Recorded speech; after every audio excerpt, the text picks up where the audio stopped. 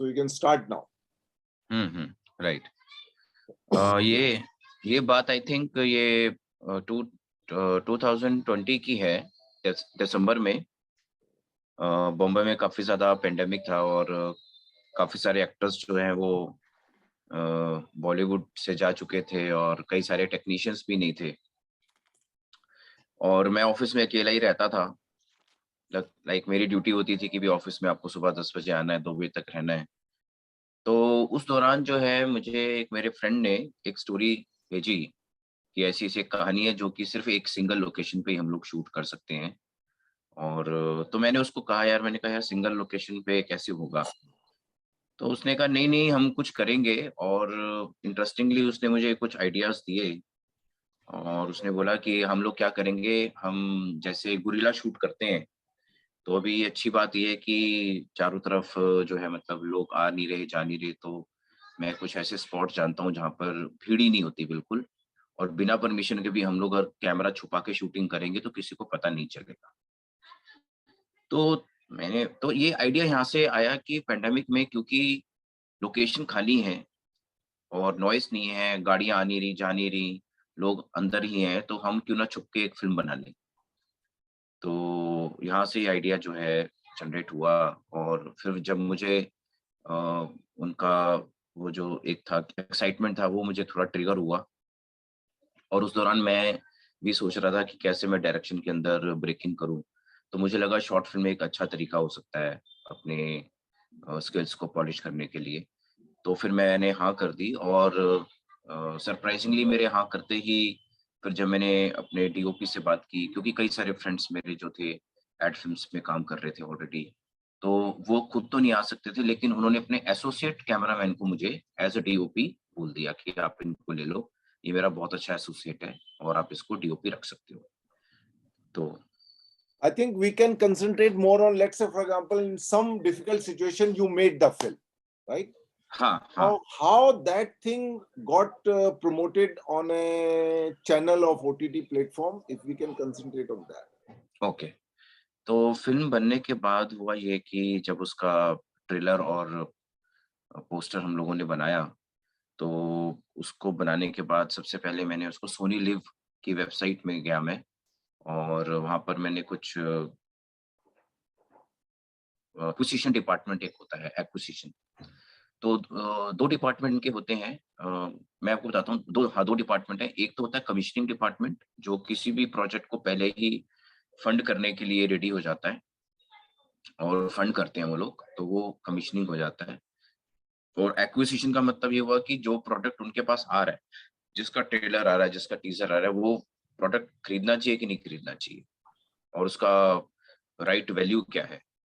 तो मैंने सोनी लिव में पोस्टर भेजा, सोनी लिव में मैंने छोटा-सा ट्रेलर एक कटा था 45 सेकंड्स का, वो मैंने शेयर What's the किया। name of this film? इसका नाम था साला बास्टर्ड। Okay.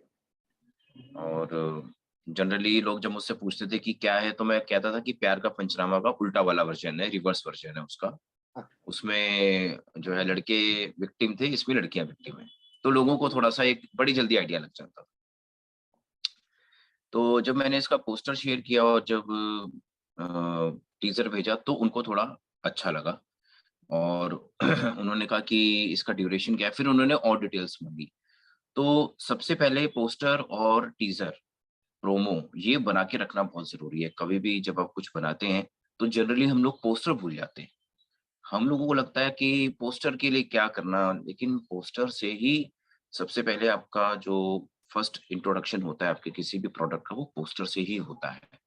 तो बाय चांस पोस्टर थोड़ा ठीक-ठाक सा था, तो उसको उन्होंने और टीज़र भी अच्छा था और टीज़र मेरे ही किसी एक असिस्टेंट ने बना दिया था, तो इस तरह से हम लोगों ने उसको शेयर किया। अब उस दौरान क्या हुआ कि जब सोनी लिव को हमने ये भेजा, तो सोनी लिव ने हमसे पूछा कितने में आपने ये फ़िल्म बनाई है? तो मैंने वो फ़िल्म 3 बनाई थी कितने और में? उसकी ड्यूरेशन थी 17 मिनट्स, 3.5 लैक्स। 3.5 minutes. Okay. हाँ, 3.5 लैक्स में मैंने वो फ़िल्म, ये मतलब जो ट्रू फिगर मैं आपको बता रहा हूँ, बाकी तो कुछ हम भी कुछ भी कह देते हैं। बोल देते हैं लोग। हाँ, बट 3.5 में हम लोगों ने एक्चुअली उसको हमने बनाया था और बनाने के बाद फिर अब सोनी लिव ने पूछा तो हमने उसको 4 बता दिया। तो 50,000 थोड़ा-सा बढ़ा के हमने बताया। तो उन्होंने कहा कि हम लोग अभी आपको अपफ्रंट सिर्फ 25% देंगे, व्हिच इज़ 1 लाख। और उसके बाद फिर हम लोग आपको 2 ऑफर देते हैं, या तो आप 6 महीने के लिए हमसे जो है मतलब 50-50% का रेवेन्यू शेयर ले लो। जितने भी क्लिक्स मिलेंगे, जितना भी हमारा होगा, उसका हम 50-50% शेयर कर लेंगे आपके साथ, या फिर आप जो है 40-60 में 1 ईयर का ले लो हमसे प्रॉफिट शेयर। तो मेरे जो प्रोड्यूसर थे वो 40-60 पे गए। 40-60 in the sense? मतलब 40% जो है सोनी लिव रख लेगा और 60% जो है प्रोड्यूसर को मिल जाएगा और for how long? 1 ईयर के लिए। 1 year के लिए।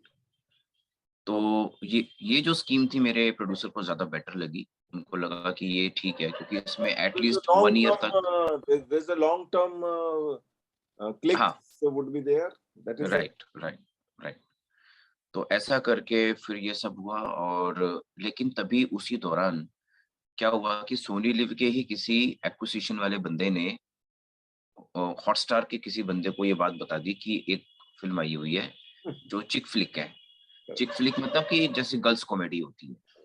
तो उस वक़्त डिज़नी हॉटस्टार में एक स्लॉट बना हुआ था कि कोई कॉमेडी फ़िल्म उनका कॉमेडी फ़िल्म का शॉर्ट फ़िल्म का स्लॉट खाली था। सोनी लिव ने मेरे को डेट दी थी कि हम 45 डेज़ के बाद आपका लिंक क्रिएट करेंगे, स्ट्रीमिंग करेंगे। और उसी दिन सेम डे डिज्नी हॉटस्टार के किसी एग्रीगेटर का फ़ोन आया। एग्रीगेटर का मतलब होता है जो ओटीटी है वो कभी भी डायरेक्ट कॉल नहीं करता। ओटीटी हमेशा अपना नीचे एक वेंडर या एक एग्रीगेटर रखता है, जिसके थ्रू वो कॉल आती है। और वो कभी भी डायरेक्ट कॉल नहीं करते। डायरेक्ट कॉल वो तभी करते हैं जब चीज़ें सब फाइनलाइज़्ड हो जाती हैं। तो एग्रीगेटर का फ़ोन आया, उसने बोला सर सो एंड सो मैं यहाँ से बोल रहा हूँ और मुझे पता चला कि आपके पास एक फ़िल्म है, क्या आप मुझे प्रोमो और पोस्टर शेयर कर सकते हैं? मैंने पूछा आप हो कौन? बोला कि सर मैं एग्रीगेटर हूँ और मैं आपका काम जो है हॉटस्टार में करा सकता हूँ। और उसमें ऐसा-ऐसा रहेगा कि जो डील आपको सोनी लिव दे रहा है वही सेम डील मैं आपको हॉटस्टार से दिलवा दूँगा। बस मेरा उसमें एक इंटरेस्ट ये है कि मुझे आप 10% कमीशन दे देना। तो मैंने कहा कौन-सी कमीशन? कहता है सर जो आपको अपफ्रंट देंगे ना, उसमें से आप 10% मेरे को दे देना, दैट्स इट। बस मेरा और कोई इंटरेस्ट नहीं है, उसके बाद मैं क्विट कर जाऊँगा। बट मैंने आप कहा उसमें क्यों इंटरेस्ट दिखाएंगे जब आपको वही डील वहां मिल रही है, वही डील वहां मिल रही है और उसमें भी मैं 10% तुमको दूं? हाँ, ये एक इम्पोर्टेंट चीज़ थी जब मैंने अपने प्रोड्यूसर को बोला कि ऐसा है। तो मेरे जो प्रोड्यूसर थे उन्होंने पूरा चेक किया तो हॉटस्टार के सब्सक्राइबर बहुत ज़्यादा थे। लाइक आज भी डिज़नी हॉटस्टार के सब्सक्राइबर जो हैं वो बहुत ज़्यादा हैं। लाइक आई थिंक 8 टाइम्स ज़्यादा हैं सोनी लिव से। तो ऐसा एक 6 तो करोड़ है सर। 6 करोड़ हाँ, सब्सक्राइबर्स हैं। 6 करोड़ और सोनी लिव के आई थिंक रिलेटिवली कम है। मुझे नंबर नहीं पता लेकिन रिलेटिवली कम है। ये फिगर जो है पब्लिकली लोगों को पता है? हाँ, ये हम गूगल कर सकते हैं। गूगल में ट्रेड मैगज़ीन्स में आता है, सब्सक्रिप्शन पर मंथ कितना इंक्रीज़ हुआ, कितने परसेंट इंक्रीज़ हुआ। तो मेरे जो प्रोड्यूसर थे वो एक मैगज़ीन लेते थे, आई थिंक ट्रेड मैगज़ीन थी कोई, उसमें उन्होंने चेक करके देखा तो पता चला कि डिज़नी हॉटस्टार के सब्सक्राइबर सोनी लिव से बहुत ज़्यादा हैं। और नो डाउट उसमें 2 हैं, हॉटस्टार भी है, डिज़नी भी है। तो दोनों का कॉम्बिनेशन है, तो उनको लगा कि ये ज़्यादा बेटर हो सकता है। तो फिर हमने जो है अब उसमें ये मोरल थोड़ा ये था, मोरल वैल्यू ये थी कि सोनी लिव से ऑलरेडी बात चल रही थी। उस दौरान बीच में किसी और के आने पर कॉन्ट्रैक्ट उसकी साइन तरफ नहीं हुआ था आपका? कॉन्ट्रैक्ट साइन नहीं किया था। तो लेकिन वो टॉक्स टॉक्स शुरू हो चुके थे। उन्होंने हमको अपनी टर्म शीट भेज दी थी, मेल कर दी थी। उस टर्म शीट में मैंने काफ़ी मतलब भर दिया था मैंने पूरा टर्म शीट को। मुझे सिर्फ स्कैन करके भेजना था उनको और इतने में वो एग्रीगेटर का फ़ोन आ गया। एग्रीगेटर का फ़ोन आने के बाद और ऐसा-ऐसा रहा। फिर उसने बोला कि सर मैं आपको टर्म शीट भेज रहा हूँ, अभी भेज रहा हूँ, आप 1 घंटे में देखो और सबसे बड़ी बात ये है कि मैं आपका 72 आवर्स में लिंक क्रिएट करूँगा मैं आपका। और उसको ये बात भी उसको पता थी कि जो सोनी लिव है वो 45 डेज़ में आपका स लिंक क्रिएट करेगा। मतलब मुझे थोड़ी-सी हैरानी इस बात को लेकर थी कि वो सारी बातें उसको कैसे पता जो डिज़नी हॉटस्टार का एग्रीगेटर है। लेकिन उसको सब बातें पता थी और फाइनली ये हुआ कि हमने 25% व्हिच इज़ 1 लाख वो 2 किश्तों में आता है। पहले एक 50,000 का चेक मिलता है, फिर बाद में एक 50,000 का चेक मिलता है 20 दिन के 25 दिन के बाद। ये बहुत बाद में फिर अब इम्पोर्टेंट बात है, सब लोग जो सुन रहे हैं, कोई आदमी इकोनॉमिक्स शेयर नहीं करता है आप लोगों के साथ, चाहे वो 1 लाख की इकोनॉमिक्स हो या 3 लाख की हो। So this is ji very important for you to understand for a short film, particularly how you would begin your career. Somebody sharing this information with you, people don't share. This is my impression in the industry for so many years. Thank you, Prabh. जी और उसके बाद 25 days के बाद 50,000 का एक और उसको आरटीएचएस हुआ और उसके बाद फिर फाइनली फिर हम 6 मंथ्स के लिए 1 ईयर के लिए हम उसमें चले गए मेरे तो पहला प्रोड्यूसर ने वहां पे 25% का पहला अमाउंट जो है वो आपको कब मिलता है? जब आप कॉन्ट्रैक्ट साइन करते हैं। हाँ जब आप एग्रीमेंट साइन कर लेते हैं और जब वो प्रोजेक्ट जब उसको और बाकी का 25% कब मिलता है? का जब जिस दिन स्ट्रीमिंग शुरू होती है, जिस टाइम पे स्ट्रीमिंग शुरू होती है, मान लीजिए 10:22 पे स्ट्रीमिंग शुरू हुई आज के दिन, तो वो आप 25 डेज ऐड कर लो, उसी 10:22 पे ऑटोमेटिक आपका टीएचएस हो जाता है और उसके एक दिन पहले नोटिस भी आता है कि आप अपने बैंक अकाउंट में आपके पास इतने पैसे आएंगे, इतना अमाउंट आएगा, आप रेडी रहना, अपने बैंक अकाउंट से अपने बैंक से आप चेक कर लो। ये जो उनका कॉर्पोरेट का सिस्टम है बहुत डिसेंट होता है। ये आपको 1 हफ्ता पहले ही मेल कर देते हैं कि आपका अकाउंट करेक्ट रहना चाहिए और एक्टिव रहना चाहिए, क्योंकि हमारा अमाउंट आएगा तो ऐसा नहीं होना चाहिए कि बाउंस हो जाए। तो 25 डेज के बाद फिर उसको बाकी के 50,000 आए, बाकी 3 लाख जो उसने मुझे कभी नहीं बताया कि उसको 3 लाख मिले और उसके ज्यादा मिले होंगे उसको कि, और फिर वो 1 ईयर तक उसका पूरा कंप्लीट हो गया और अभी वो फिल्म जो है हॉटस्टार से निकल गई है। 3 लाख क्या बोला आपने? 3 लाख क्या?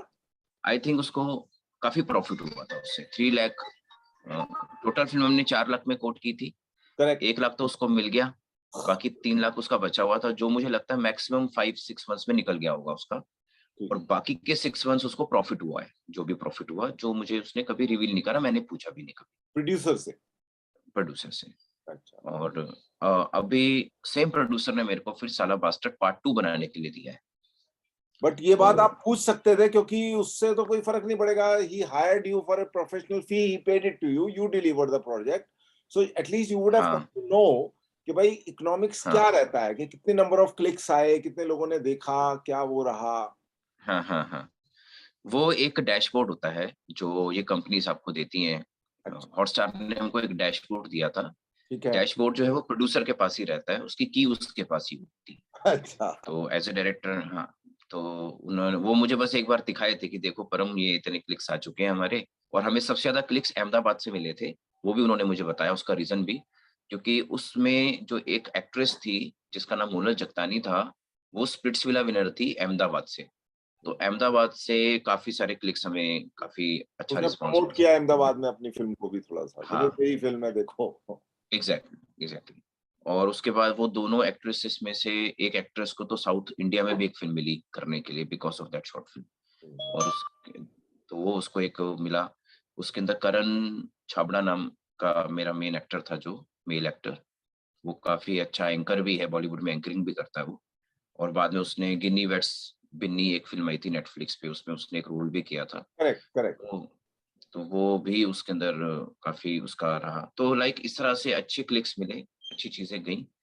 और मैं जब भी प्रोड्यूसर से पूछता था सर आपका रिकवर हो गया, तो बोलता था हाँ सब सही चल रहा है, सब अच्छा चल रहा है। तो बस इतना ही वो मुझे जेस्चर देते थे, मतलब ये है कि, और आई थिंक उनको प्रॉफिट हुआ है, तभी उन्होंने मेरे को सेकंड पार्ट भी बनाने के लिए, शूट करने के लिए दिया। तो ये उसकी और अभी जैसे कोई और एक्सपीरियंस आपका शॉर्ट फिल्म का रहा हो, to sell the short film on OTT platform, या आपके किसी दोस्त का रहा हो इसी टाइप का, जिसमें कुछ इकोनॉमिक्स को पता लगा? अब लोगों को ये पता लगा कि भाई एक शॉर्ट फिल्म बना के आदमी 4 लाख की हॉटस्टार को बेच सकता है। राइट। 4 बेच रहे हो तो एक आपको मिल गया, और बाकी का आपका जो था उसके उन्होंने परसेंटेज बेस पे क्लिक किया, और as you say that your producer was happy, it means he covered the cost and made some small profit also. हाँ। और हाँ, इसमें ये ये would है not have asked you to make a part B. हाँ, exactly, How right. he would, if he had lost the money? So this is very encouraging for new filmmakers, that if you really make a good short film, whether you do it through friends or resources or whatever it is, and if it costs, say for example something like this, at least this much can be quoted and could be asked to recover. Because recovery of investment is a very important thing, with some basic profit of whatever small amount. हाँ, और अभी इसमें एक और ये है कि अब वो फ़िल्म हॉटस्टार पे नहीं है, अच्छा, लेकिन वो सेम फ़िल्म अब वो एमएक्स प्लेयर को सेल आउट करेंगे। अच्छा, तो तो how it is possible that the same film would be sold to another channel? क्योंकि वो उस कॉन्ट्रैक्ट से तो बाहर आ चुकी है 1 ईयर के। अच्छा, but जो और नया प्लेयर है जैसे MX2, what kind hmm, of price they are expecting from MX2? अब देखिए मुझे ऐसा लगता है Already the कि अब main juice is being extracted. People have हाँ, already seen. Of course, hmm, not hmm, the whole hmm, country and all the world, hmm, but hmm, a hmm, certain number of volume of people have already seen. So I would say major chunk has seen. Maybe it is a very small number. Hmm, hmm, hmm. But how the second party got interested into it because of when already is being sold or already is being seen by people in a 1 year time. जी, हाँ।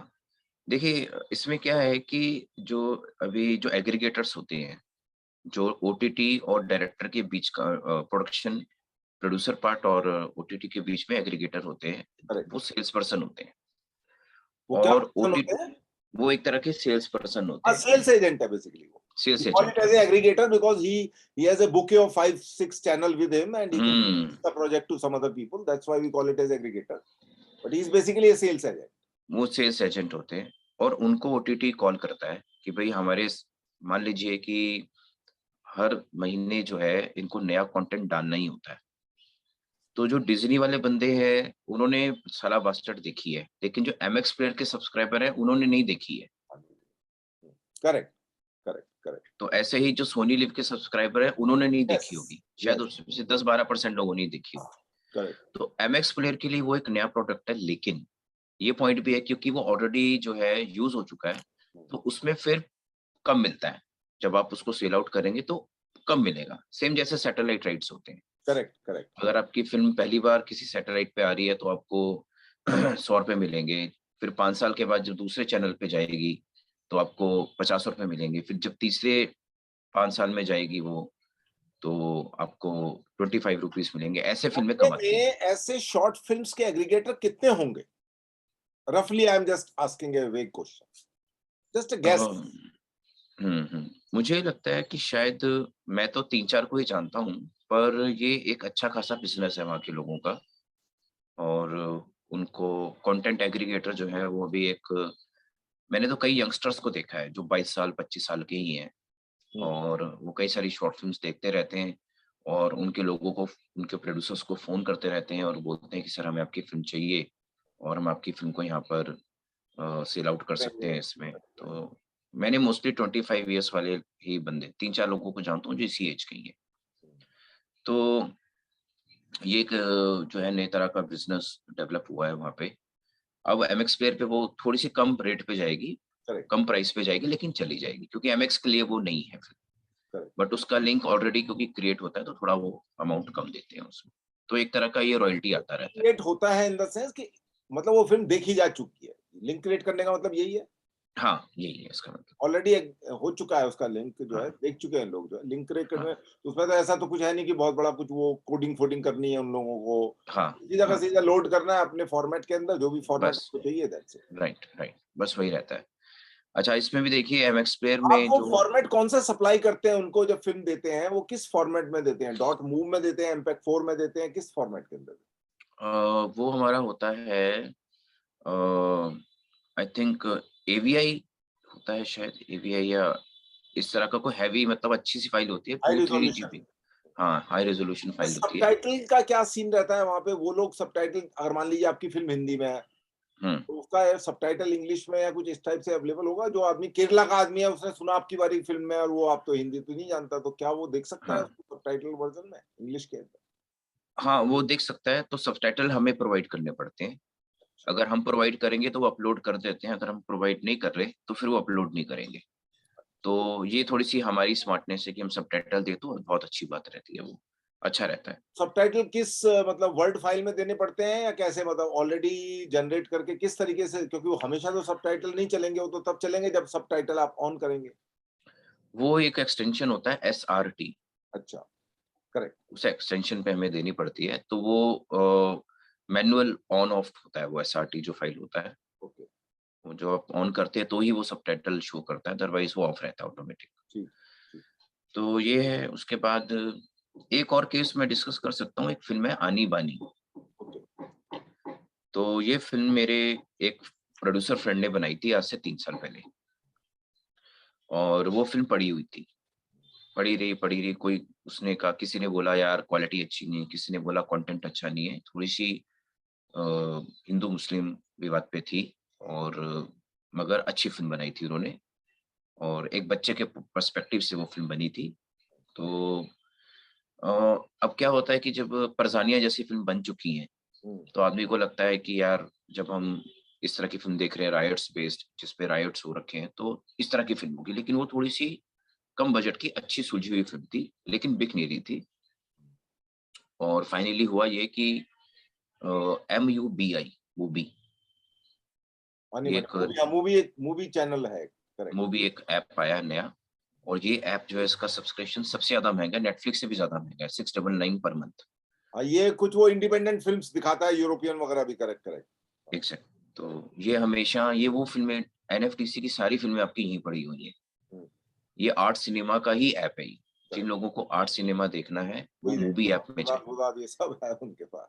तो उनके पास इंडी films हैं, उनके पास हर तरह का collection है उनके हाँ, पास। बड़े बड़े लोगों की भी फिल्में हैं यूरोप से, मैंने देखा है हाँ, वहाँ पे। हाँ, तो मूवी वालों ने उसको बहुत अच्छा ऑफ़र दिया। मतलब मुझे लगता है शायद 3 साल उसने सोचा भी नहीं होगा कि इन 3 सालों में उसको इतना अच्छा ऑफ़र कोई ऐप दे सकता है। तो उसने वो फ़िल्म बनाई थी अराउंड 48 लैक्स में बनाई थी, और ये उसको आनी बानी आनी बानी फ़िल्म का नाम शॉर्ट है। फिल्म थी या क्या थी? ये फीचर फ़िल्म थी, फीचर 90 मिनट्स की, हाँ, 90 मिनट्स की फ़िल्म थी, और फाइनली उसको ऑलमोस्ट मुझे लगता फिल्म में है कि बनाई शायद 40 लाख के अंदर। हाँ, अराउंड 50 के आस-पास बनी थी ये फ़िल्म, ठीक है। जिसको बाद में आई थिंक मूवी ने 75 या 80 में आस-पास ले लिया था। अच्छा। बाकी जो कि टैक्स वैक्स काट के 75 में पड़ी थी। तो ये एक फ़िगर है जो मैं आपसे शेयर कर सकता हूँ। बाकी बहुत नेटफ्लिक्स अच्छा पे एक फ़िल्म, इंटरेस्टिंग है ये, बहुत बहुत इंटरेस्टिंग इन्फॉर्मेशन है कि वो मूवी ने आउटराइट उसका सेल लिया और हाँ, उसको प्राइस जो है ऑफर कर दिया। तो ये हाँ। कॉन्ट्रैक्ट जो है 5 इयर्स का रहता है मूवी जैसा ऑर्गेनाइजेशन, या 10 इयर्स रखता है, कितने साल का रहता है? फिल्म जनरली 3 इयर्स का रहता है। ओटीटी में 3 इयर्स का रहता है।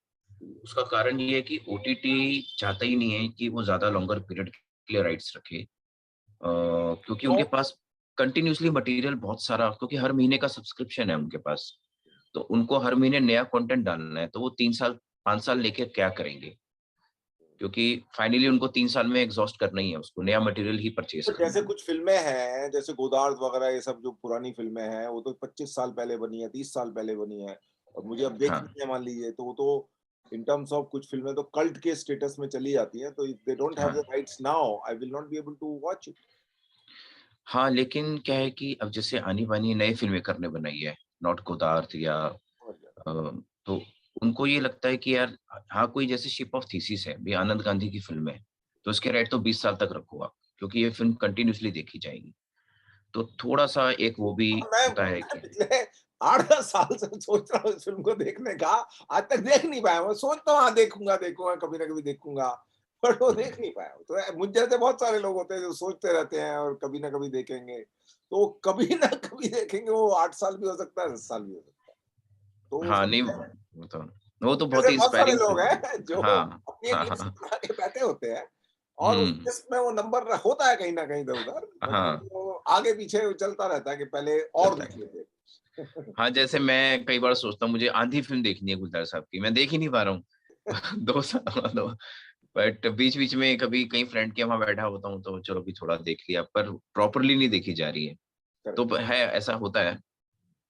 तो शिप ऑफ थीसिस एक वन ऑफ द एग्ज़ाम्पल है जिसमें, या जैसे मान लीजिए तुम्बाड़ है फॉर एग्ज़ाम्पल। तुम्बाड़, करेक्ट। तो इस तरह के फ़िल्म्स के राइट्स वो लॉन्ग पीरियड के लिए लेना पसंद करते तुम्बाड़ हैं। तो क्या है, फिल्म फेयर अवार्ड था सिनेमेटोग्राफी के लिए, हुँ, थोड़ा-सा वो उस टाइम में रिलीज़ भी हुई थी सिनेमा हॉल पे, तो थोड़ा-सा आर्ट हाउस का उसका वो कुछ फ़ील, लुक, कुछ हाँ, लोगों को था, हाँ। क्यूरियोसिटी थी कि तुम्बाड़ को लेके। नाम भी अजीब था, कुछ तुम्बाड़, तो क्या है, तुम्बाड़। देखोगे इसमें थोड़ा, कुछ हाँ, it generate the curiosity. Right, right, right. तो ये 2 एग्ज़ाम्पल मैंने दिए। थर्ड एग्ज़ाम्पल मैं आपको नेटफ्लिक्स में भस्मासुर, मैंने शायद आपको लास्ट टाइम करेक्ट। मेंशन किया था। वो जब मैं मुक्ता आर्ट्स में था सुभाष जी के साथ, तो मेरे साथ ही मेरा एक फ्रेंड था जो एक्चुअली में प्रोड्यूसर बनना चाहते थे, और वो जॉब कर रहे थे मुक्ता आर्ट्स में। तो हुआ ये कि वो 6 महीने जॉब करता था वो, पैसे जोड़ता था, पैसे जोड़ के व्हिstling वुड्स के एक डायरेक्टर को पकड़ के, जो वहाँ पे स्टूडेंट डायरेक्टर थे, उनको पकड़ के वो राजस्थान में जाके शूटिंग करते थे। तो उन्होंने करीब 2 साल में वो फ़िल्म बनाई भस्मासुर, 4 शेड्यूल के अंदर, क्योंकि 6-6 महीने में ही वो पैसे जोड़ पाते थे उतने। और 2 साल के बाद उन्होंने फ़िल्म कंप्लीट करी, 2016 से 2018 के बीच में उनकी वो फ़िल्म कंप्लीट हुई। और 2019 में उन्होंने वो फ़िल्म थ्रू एग्रीगेटर नेटफ्लिक्स को सेल आउट करी। फ़िल्म का टोटल कॉस्ट शायद 30 लाख के आसपास रहा होगा, जो लगता नहीं है उसके अंदर। जब आप देखेंगे तो उसकी प्रोडक्शन वैल्यू बहुत अच्छी खासी दिखती है। पर वो फ़िल्म जो है, ज्यादा दिखती है। हाँ, ज़्यादा दिखती है वो। और वो ब्लैक मैजिक पे शूट हुई थी वो फ़िल्म जबकि, और नेटफ्लिक्स ब्लैक ने मैजिक उनको जो, कैमरे का नाम है ब्लैक मैजिक, पर मतलब ब्लैक हाँ, मैजिक के बारे में नहीं है, ब्लैक मैजिक कैमरा है हाँ, ब्लैक मैजिक कैमरा, का, जो कि एक हाँ, अच्छा कैमरा माना जाता है। बट उसकी प्रॉब्लम एक ही है ब्लैक मैजिक की, कि उनका सर्विस सेंटर हिंदुस्तान में नहीं है, इसलिए मैंने आज तक खरीदा नहीं, despite the fact I like the camera a lot. But हाँ, हाँ, अगर उसमें इलेक्ट्रॉनिकली कुछ प्रॉब्लम हो गया तो it's a piece of museum. उसके बाद हाँ, हाँ, 10,000, 20,000, 50,000 जो भी बोलेंगे वो आपको देना पड़ेगा रिपेयर का। तो जी, दैट्स अ जी। प्रॉब्लम। और वो फ़िल्म भी उन्होंने बहुत अच्छे, लाइक अराउंड 65 के आसपास उन्होंने नेटफ्लिक्स को, तो जो एक अच्छा लाइक 200% पे आपने फ़िल्म को सेल आउट किया। करेक्ट। नेटफ्लिक्स पे आज आप हैं तो काफ़ी अच्छा वो था। तो ये कुछ एग्ज़ाम्पल्स हैं जिसमें कि ये जो जितने भी एग्रीगेटर्स हैं, ये अच्छा प्रोडक्ट ढूँढ रहे हैं और ये खुद आपको सामने से कॉल करना शुरू कर देते हैं और आपके पीछे पड़ जाते हैं कि हमें ये मटेरियल चाहिए, हमें आपका ये प्रोडक्ट चाहिए। अगर मटेरियल सच में अच्छा है तो ये पीछे पड़ेंगे, आपको कहीं जाने की ज़रूरत होती नहीं। बट शुरू में ढूँढना तो पड़ेगा इनको, कि इनको पता लगे। खुश हाँ, तो शुरू आए में। इनको कि भई कहीं पे हाँ। जो है बास्टर्ड साला जो है पड़ी हुई है। हाँ, हाँ, हाँ, ऐसा है, कहीं जो ऐसा है। है एंट्री पॉइंट जो है कहीं न कहीं उसका एक हवा में खुशबू कहीं है। हाँ, हाँ, राइट, राइट। वो तो जनरेट वो, करना बड़ा खेल है। वाह! तो ये कुछ एक्सपीरियंस हैं, प्रैक्टिकल एक्सपीरियंस मेरे साथ होते रहे। कुछ थोड़ा आपने एक बार मुझे बताया था कि फ़िल्म के नाम के राइट्स को लेके बड़ा इम्पोर्टेंट होता है, कि भई आपकी फ़िल्म अगर हिट हो जाती है तो उसके नाम का पार्ट बी बनाने में भी लोग जो है कई बार बड़ा मोटा पैसा देते हैं। हाँ, राइट, इस राइट, बारे में राइट। थोड़ा बताओ लोगों को। जी, ये तनु वेड्स मनु में हुआ था ये करेक्ट, केस। Correct, correct. तो तनु वेड्स मनु पार्ट 1 जब बना, तो उसमें 2-3 प्रोड्यूसर थे उसके अंदर। ए, बी और सी 3 प्रोड्यूसर थे। तो जो प्रोड्यूसर ए और बी थे उन्होंने सी को बोला कि यार अब हम पार्ट 2 बनाने जा रहे हैं। तो हमने जो है ए और बी ने मिलके सोचा है कि हम लोग मिलके बनाएँगे। तो सी ने बोला ये कैसे कर सकते हो तुम? भई जब पार्ट 1 तुमने बनाया था तो मैं तुम्हारे साथ था, तुम्हारा पार्टनर था। अब तुम उसका सीक्वल बनाने जा रहे हो और सेम नाम से बनाने जा रहे हो, तो भई मैं तो नहीं, He मैं was a तो, co-producer और she was a producer? वो को-प्रोड्यूसर थी वो, को-प्रोड्यूसर थे। सी जो था को-प्रोड्यूसर था। तो उसने बोला आप ऐसा नहीं कर सकते क्योंकि जब हमने पार्ट 1 मिलके बनाया है और हमने 100 करोड़ कमाया है, तो पार्ट 2 में मैं तुम्हारा साथ नहीं छोड़ूँगा, वो तुमको मुझे साथ रखना पड़ेगा अपने। तो ए और बी ने बोला यार वो बात ठीक है, लेकिन कुछ ऐसी चीज़ें हैं टेक्निकली फँसी हुई, हम तेरे को साथ नहीं ले सकते हैं। भई कुछ रीज़न आ गए हैं, कुछ भी रीज़न आ गए हैं। तो सी ने बोला चलो ठीक है अगर ऐसा है तो आप एक काम करो, अब क्योंकि वो नाम ही इतना अपना तनु वर्स मनु 2, वो ही इतने वो है, तो एट लीस्ट मुझे जो जो तुम्हारे साथ मेरी एसोसिएशन रही पार्ट 1 तक वो, और जो तुम सीक्वल बनाने जाओगे, वरना तो सीक्वल मैं भी लॉन्च कर दूँगा फिर तनु वर्स मनु 2 करके, फिर तुम मेरा क्या कर लोगे? भई ऐसा भी हो कर सकता हूँ मैं, लेकिन मैं ऐसा करूँगा नहीं। तो उसके एवज़ में तुम मेरे को कुछ एक मुआवज़ा दे दो, मुझे कुछ एक मनी दे दो ताकि मैं तुमको खुद ही छोड़ दूँ। तो ऐसा करके करीब मतलब अच्छा खासा अमाउंट उन्होंने लिया 6-7 सीआर के आसपास, इस बात को लेकर कि मैं पार्ट 2 में तुम्हारे साथ नहीं रहूँगा और मैं कभी भी तनु वर्स मनु 2 नहीं बनाऊँगा, 3 नहीं बनाऊँगा मैं। करेक्ट। तो कैसे नाम और जो 1 आपकी करोड़ एसोसिएशन में वैल्यू है केवल नाम की। नाम की। जो है पार्ट सीक्वल जो है वो हाँ जी। 1 करोड़ जो है आप मुझे दोगे तो मैं आपको नाम दूँगा, हाँ। अदरवाइज़ नाम नहीं। So this is the value of a success by product. हुँ, हुँ, सक्सेस हुँ। बाय प्रोडक्ट की वैल्यू है। If you are a successful product then the by product would be 6 crore, at least the name. हाँ। About the whether it will be successful or not, of course it hmm, was, but That's very interesting. Also, Param, I would like you to tell them a little bit about how they should, as an assistant, you have told them many things. What are the things which people expect from these people as an assistant? देखिए, एक तो जो films आप देखते हो उनके notes बनाना बहुत जरूरी है। ये मैं आपको एक प्रैक्टिकल एक्सपीरियंस में शेयर कर सकता हूँ। मैं जब नो स्मोकिंग में आया तो सब लोग मेरे को बेवकूफ समझते थे। मतलब सिर्फ डायरेक्टर को छोड़ के, अनुराग को छोड़ के बाकी सब लोग मेरे को बेवकूफ समझते थे। ये शुभम और एम अनिकेत, जरा ध्यान से सुनो जो बोला जा रहा है। बाकी लोगों को नहीं मैं कह रहा हूँ, 2 लोगों को बोल रहा हूँ। चलिए। तो एक दिन क्या हुआ कि हम लोग की मीटिंग चल रही थी सेट डिजाइनिंग को लेकर, और हम सारे एडीज बैठे हुए थे, सब लोग बैठे हुए थे, और अचानक से वासिक खान जो हमारे प्रोडक्शन डिजाइनर थे, जिन्होंने बाद में रामलीला भी की और भी बड़ी फिल्में की उन्होंने, तो वासिक खान बैठे हुए थे। तो अचानक से अनुराग ने वासिक दा को ये बोला कि अरे यार वासिक, वो मुझे याद नहीं आ रहा, लेकिन वो ना कुछ ऐसा था कि वो बड़ी सारी कैसेट्स पड़ी रहती हैं, वो कैसेट्स में से कैसेट निकालेगा जॉन अब्राहम जाके और ऐसे ऐसे कैसेट लगाएगा, ऐसे ऐसे कुछ था। तो वासिक दा ने बोला कि यार ये मैंने कहीं देखा हुआ है, ये सीन मैंने कहीं देखा हुआ है, ये ऐसा सेटिंग मैंने कहीं देखा हुआ है, लेकिन उनको फिल्म का नाम याद नहीं आ रहा था। और सब चारों तरफ सन्नाटा छाया हुआ था और वासिक दा बार-बार ये बोल रहे थे, "यार ये जो कैसेट वाला सीन है ना यार, ये कहीं मैंने देखा हुआ है अनुराग।" तो अनुराग भी कह रहे हैं, "हाँ यार, मुझे ऐसा लग रहा है एक कैसेट्स की लाइब्रेरी थी, वीडियो कैसेट्स की, उसमें से वो कैसेट निकालता है।" ऐसे चल रहा था और अचानक से मेरे मुँह से निकल गया, "सर, फिल्म का नाम द सेवन तो नहीं था, सेवन?" वो अचानक से वासिक दा, "अरे हाँ, सेवन। हाँ, डेविड फिंचर या डेविड लिंच की फ़िल्म थी ऐसा, हाँ, सेवन, सेवन।" तो सेवन में सेवन फ़िल्म जो थी वो मैंने देखी हुई थी काफ़ी पहले, और उसके मैं नोट्स बना रखे थे कि उसमें एक वीडियो कैसेट लाइब्रेरी थी। उस वीडियो कैसेट लाइब्रेरी में जाके ये इन्वेस्टिगेटर जाके कुछ ढूँढते हैं, और मैंने जैसे उस फ़िल्म का नाम लिया तो अचानक से वासिक दा ने बोला यस, सेवन। और जितने भी एडीज़ थे उनको लगा अरे! ये क्या? जिसको हम बेवकूफ़ समझते थे उसने फ़िल्म का नाम बता दिया। उसने जो हमारी सेटिंग्स की जो बातें चल रही हैं उसका एक रेफरेंस दे दिया उसने। और वहाँ से मुझे लगता है वो एक ऐसा पॉइंट था, जिस पॉइंट से मेरी रिस्पेक्ट बढ़ गई।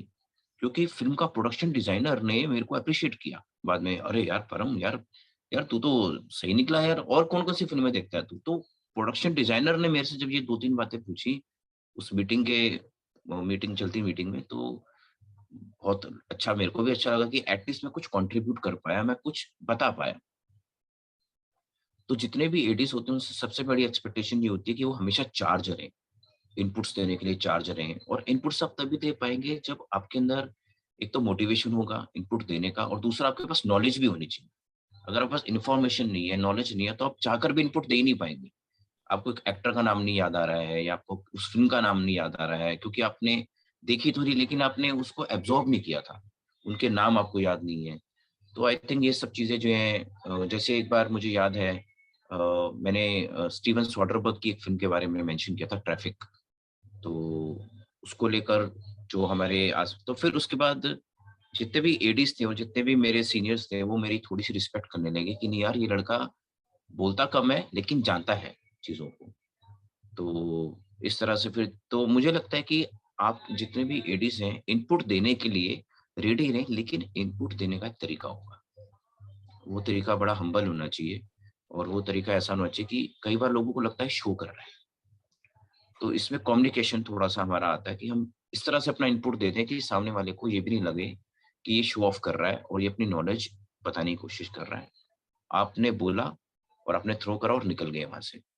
तो एक तो इनपुट्स बहुत इम्पोर्टेंट होते हैं। इवन मैं भी, जो मेरी असिस्टेंट डायरेक्टर्स की टीम होती है, उनसे मैं एक्सपेक्ट करता हूँ कि मुझे इनपुट दें कॉस्ट्यूम लेवल पे, प्रॉपर्टी लेवल पे, क्योंकि एक डायरेक्टर इतनी सारी चीज़ों में फँसा रहता है कि उस वो खुद चाहता है कि कोई उसको इनपुट दे, और उसकी डायरेक्शन टीम में जो लोग इनपुट देते हैं वो एडीज़ उसके प्यारे हो जाते हैं। तो एक तो मुझे ये लगता है कि आप जो भी देखते हो उसके नोट्स बनाओ, उसको रिवाइज़ करो। ये एक तरह का एजुकेशन है, एक तरह का नोट मेकिंग आपको बहुत काम आएगा। मेरे पास आज भी वो नोटबुक रखी हुई है, जो फ़िल्म मैंने आज से 15 साल, 16 साल पहले देखी थी। और वो सारी फ़िल्म्स की नोट्स मैंने कभी-कभी रिवाइज़ करता रहता हूँ सो दैट मुझे एक किक मिलती है उससे और नो डाउट इन्फॉर्मेशन आपकी रिवाइज़ होती है। दूसरा एडी से एक्सपेक्टेशन ये रहती है एक डायरेक्टर की कि वो किसी प्रोटोकॉल में ना फँसे, जहाँ पर जो कमी दिख रही है उसको जल्दी से फ़िल अप कर दे वो। जैसे मुझे याद है मैं सेट्स पे था, विशाल जी की सेट्स पे था सात खून माफ में। विशाल जी को एक सीन चाहिए था, वो सीन और इरफान भाई सामने खड़े हुए थे और उनकी जो स्क्रिप्ट थी, जो विशाल जी की स्क्रिप्ट थी वो कहीं पीछे मॉनिटर पे छोड़ के आ गए थे और मैं सामने ही खड़ा हुआ था, तो मैंने अचानक से मेरी जो स्क्रिप्ट थी उसका पन्ना फाड़ के मैंने उनको दे दिया फटाक से। तो उनको लगा अरे! अच्छा सीन आ गया, मैं जो ठीक है। तो ये आपका वो मतलब आपकी यूटिलिटी, आप कितना फ़ास्ट काम करते हैं। जनरली मैंने देखा है वो एडीज़ जो भागते हुए दिखते हैं, सेट के भाग रहे हैं लेफ्ट, राइट, राइट, लेफ्ट, वो ज़्यादा सक्सेसफुल होते हैं और वो दूसरा प्रोजेक्ट उनको बड़ी जल्दी मिल जाता है। एक मेरे दोस्त है नवनीत जो एक फ़िल्म कर रहे थे राजनीति, प्रकाश झा जी के साथ। मुझे आज भी याद है नवनीत ने मुझे बताया कि परम यार मैं ना सेट पे बहुत भागता था, ऐसे-ऐसे करके। तो प्रकाश जी ने जो है मेरा नाम पीटी उषा रखा हुआ था। तो जो है मतलब और बाद में जो उनकी एक और फ़िल्म आई थी राजनीति के बाद एक और फ़िल्म उनकी जो शूट हुई थी, चक्रव्यूह या ऐसे कोई फ़िल्म का नाम था। तो उसमें उन्होंने उसको प्रमोट करके चीफ एडी बना दिया था। वो बात की बात है नवनीत ने बाद ने एफटीआई का एग्ज़ाम देके एडिटिंग करनी शुरू कर दी बट उसने मुझे अपना एक्सपीरियंस बताया कि मैं ऐसे भागता था, तो जो रनर होते हैं, जो भागते हैं मतलब उनके अंदर एक एंथू है, उनके अंदर एक एनर्जी है। वो कुछ कंट्रीब्यूट करना चाहते हैं और जल्दी करना चाहते हैं। तो एक एडी से एक डायरेक्टर ये एक्सपेक्ट करता है कि काम जल्दी से करे वो। क्योंकि होता क्या है, आपको कह दिया, आप जा रहे हैं, आप जाते हुए दिख रहे हैं, ऐसे वॉक करते हुए दिख रहे हैं, इतना टाइम होता नहीं है। कुछ जल्दी-जल्दी करना होता है। आपको तो पता है क्या करना है, पर आप थोड़ा उसको फास्ट करोगे, जितना फास्ट आप कर देंगे एज़ एडी, आपका उतना ही रैंक बढ़ता चला जाता है। तो एक मुझे ये लगता है कि ये भी इम्पोर्टेंट है कि आप हमेशा रनिंग में रहें, एनर्जी में रहें और थर्ड मुझे ये लगता है कि एक डायरेक्टर एडी से ये भी एक्सपेक्ट करता है कि जो है मतलब जैसे राइटिंग में इनपुट देना, स्क्रिप्ट में इनपुट देना, ये एक बहुत ही यूनिक क्वालिटी होती है। अगर कोई असिस्टेंट डायरेक्टर आप 10 असिस्टेंट हैं, वो असिस्टेंट डायरेक्टर जो स्क्रिप्ट के अंदर, राइटिंग के अंदर फीडबैक देता है, इनपुट देता है, वो डायरेक्टर के सबसे ज़्यादा क्लोज़ होता है। तो मैं इसमें एग्ज़ाम्पल ले सकता हूँ अभिषेक चौबे। अभिषेक चौबे जो हैं वो विशाल जी को इतने इनपुट्स देते थे कि वो आई थिंक जितने भी एडीज़ हैं, उनके सबसे क्लोज़ जो थे वो अभिषेक थे। तो राइटिंग में इनपुट देना, राइटिंग की सेंस रखना, राइटिंग की सेंस को डेवलप करना और हमेशा स्क्रिप्ट के अंदर लूप्स ढूँढना कि उसके अंदर क्या प्रॉब्लम है और स्क्रिप्ट में कैसे ट्रांज़िशन सेट किए जा सकते हैं। जब आप ये बातें करेंगे किसी डायरेक्टर के साथ, तो डायरेक्टर को बहुत खुशी होती है क्योंकि राइटिंग ही बेस होता है, स्क्रिप्ट ही बेस होता है। जब कोई असिस्टेंट डायरेक्टर राइटिंग के अंदर इनपुट देता है, तो बहुत क्लोज़ आ जाता है डायरेक्टर के। तो ये कुछ 3 बाकी सब टेक्निकल है, बाकी तो कॉस्ट्यूम्स हैं, आर्ट्स है, वीएफएक्स है, बैकग्राउंड एक्शन है, वो तो सब आपको करना ही है। पर आई थिंक राइटिंग को लेकर भी आपको थोड़ा सीरियस होना पड़ेगा। जी। Uh, for a short film scenario, because today there is also a Filmfare Award for short films, which hmm, is quite an achievement for a short film genre in India. पहले नहीं था, अभी ये हुँ, 2-3 हुँ। साल पहले से ही जो है चालू हुआ है। स्टार्ट हुआ, हाँ। तो शॉर्ट फिल्म को एक जो ड्यू रिस्पेक्ट हिंदुस्तान में नहीं थी। पहले हुँ, फ्रांस में शॉर्ट फिल्म के लिए पामदौर है, ऑस्कर है शॉर्ट फिल्म के लिए, इंडिया में क्या है भाड़ में जाओ। मतलब हुँ, हुँ, ऐसे अवार्ड है बट वो उसको कोई पैसे पूछता वछता नहीं है। तो हुँ, फिल्म हुँ, जो इंडस्ट्री है वो उसके अंदर फिल्म फेयर इम्पोर्टेंट है, हुँ, हुँ, हुँ। अवार्ड है। तो उन लोगों ने एक्नॉलेज किया, फिर शॉर्ट फिल्म के चैनल्स, टीवी चैनल जो पहले परवाह नहीं करते थे शॉर्ट फिल्म को लेके, उन्होंने भी स्लॉट्स एलोकेट किए, बनाने की है, हाँ। ओटीटी प्लेटफॉर्म्स हुँ, किए। हुँ, हुँ। ये जैसे हमारा मूवीज करके जो चैनल है, हाँ, बहुत से जानते हैं हम लोगों को, इन लोगों ने एक सिस्टम जो है अपना, मैंने इंटरव्यू भी लिया है उसका क्या नाम है उसकी, वो जो मेन आदमी जो, प्रीति प्रीति नहीं, दूसरा जो है वो नीलू विनय भास्कर विनय मिश्रा, विनय। है। तो 2-3 पेज का इंटरव्यू है, 4 पेज का। जी, जी। तो हुँ, तुम्हें लगता है कि ये इस टाइप के लोग जो हैं क्या उस जो फंडिंग वो डाल पा रहे हैं उसके अंदर, क्योंकि नए लोगों को लेके शॉर्ट फिल्म्स बनाते हैं, कुछ वो प्रोवाइड करते हैं प्लेटफॉर्म, ये वो how hmm these kind of organisations hmm are I would say not just surviving but also will be making some money or other. How these kind of okay organization could be helpful for a people like who are fresh, who have some short film idea, script or right true. हमारा movie तो मुझे लगता है कि best platform है, क्योंकि मैंने भी अपनी जो पहली फिल्म में एज ए राइटर मेरी आई थी वो हमारा मूवी से आई थी। और उसका नाम था सिंड्रेला। 2016 में वो फिल्म आई थी और वो फिल्म कांस में भी गई थी। तो हमारा मूवी एक बहुत ही अच्छा प्लेटफॉर्म है अगर आप लोग शॉर्ट फिल्म बनाना चाहते हैं। और हमारा मूवीज जो है उनका रेवेन्यू मॉडल तो खैर मुझे भी लगता है कि शायद समझना बड़ा मुश्किल है, क्योंकि वो शॉर्ट फिल्म्स बनाते हैं और बल्क में बनाते हैं। कमाल की बात है कि हर हफ्ते उनकी एक फिल्म आती है, मतलब 52 फिल्म्स पर ईयर वो बना देते रिलीज कर रहे हैं, स्ट्रीम कर रहे हैं वो। अब उसमें क्या हुआ, उनके साथ डिज्नी हॉटस्टार जुड़ गया उनके साथ। तो हर साल 12 फिल्में हॉटस्टार उनकी लेता है। जैसे खामखा जो फिल्म थी वो हॉटस्टार ने रिलीज करी थी बाद में, तो खामखा को फिल्म फेयर अवार्ड भी मिला था। तो और अभी 1 मिलियन से ऊपर ज्यादा सब्सक्राइबर्स भी उनके हो चुके हैं। तो और तो उसके बाद जैसे उनको मान कई लीजिए अपना सब्सक्राइब अपने YouTube चैनल पे लॉन्च करते हैं फिल्म, तो हॉटस्टार डिज्नी क्यों चाहेगा एक ऐसी फिल्म को लेना जो उनके चैनल पे ऑलरेडी चल रही है? वो इसलिए चाहेगा क्योंकि जैसे डिज्नी हॉटस्टार है तो उसने अपना एक पहले एक स्टार्ट किया था क्विक्स। Okay. शायद आपको याद हो, क्विक्स एक उसने सेगमेंट स्टार्ट किया था अपना अलग से सेपरेट शॉर्ट फिल्म्स के लिए। अब क्विक्स में उसने लॉन्च तो कर दिया, पर फिल्में कहाँ से आएंगी? तो Correct. जो अच्छी फिल्में हैं उनको कम रेवेन्यू पे लेकर या कम प्राइस पे लेकर वो एटलीस्ट अपना स्लॉट तो भर रहा है। कम से कम आपके जो ऑडियंस है उसको एक वैरायटी मिल रही है।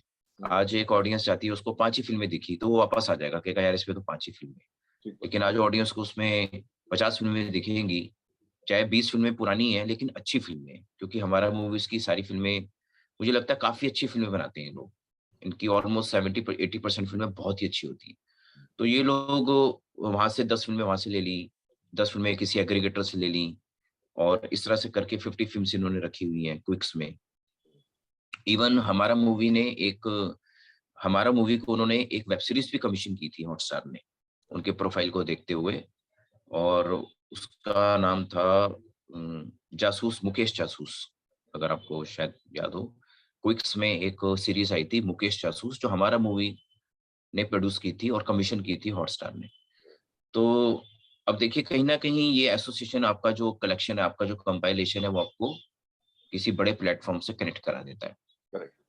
उसके बाद अमेज़न ने भी शॉर्ट फिल्म्स को सीरियस लेना शुरू किया और मिनी टीवी स्टार्ट किया उसने अपना, mini Amazon mini TV.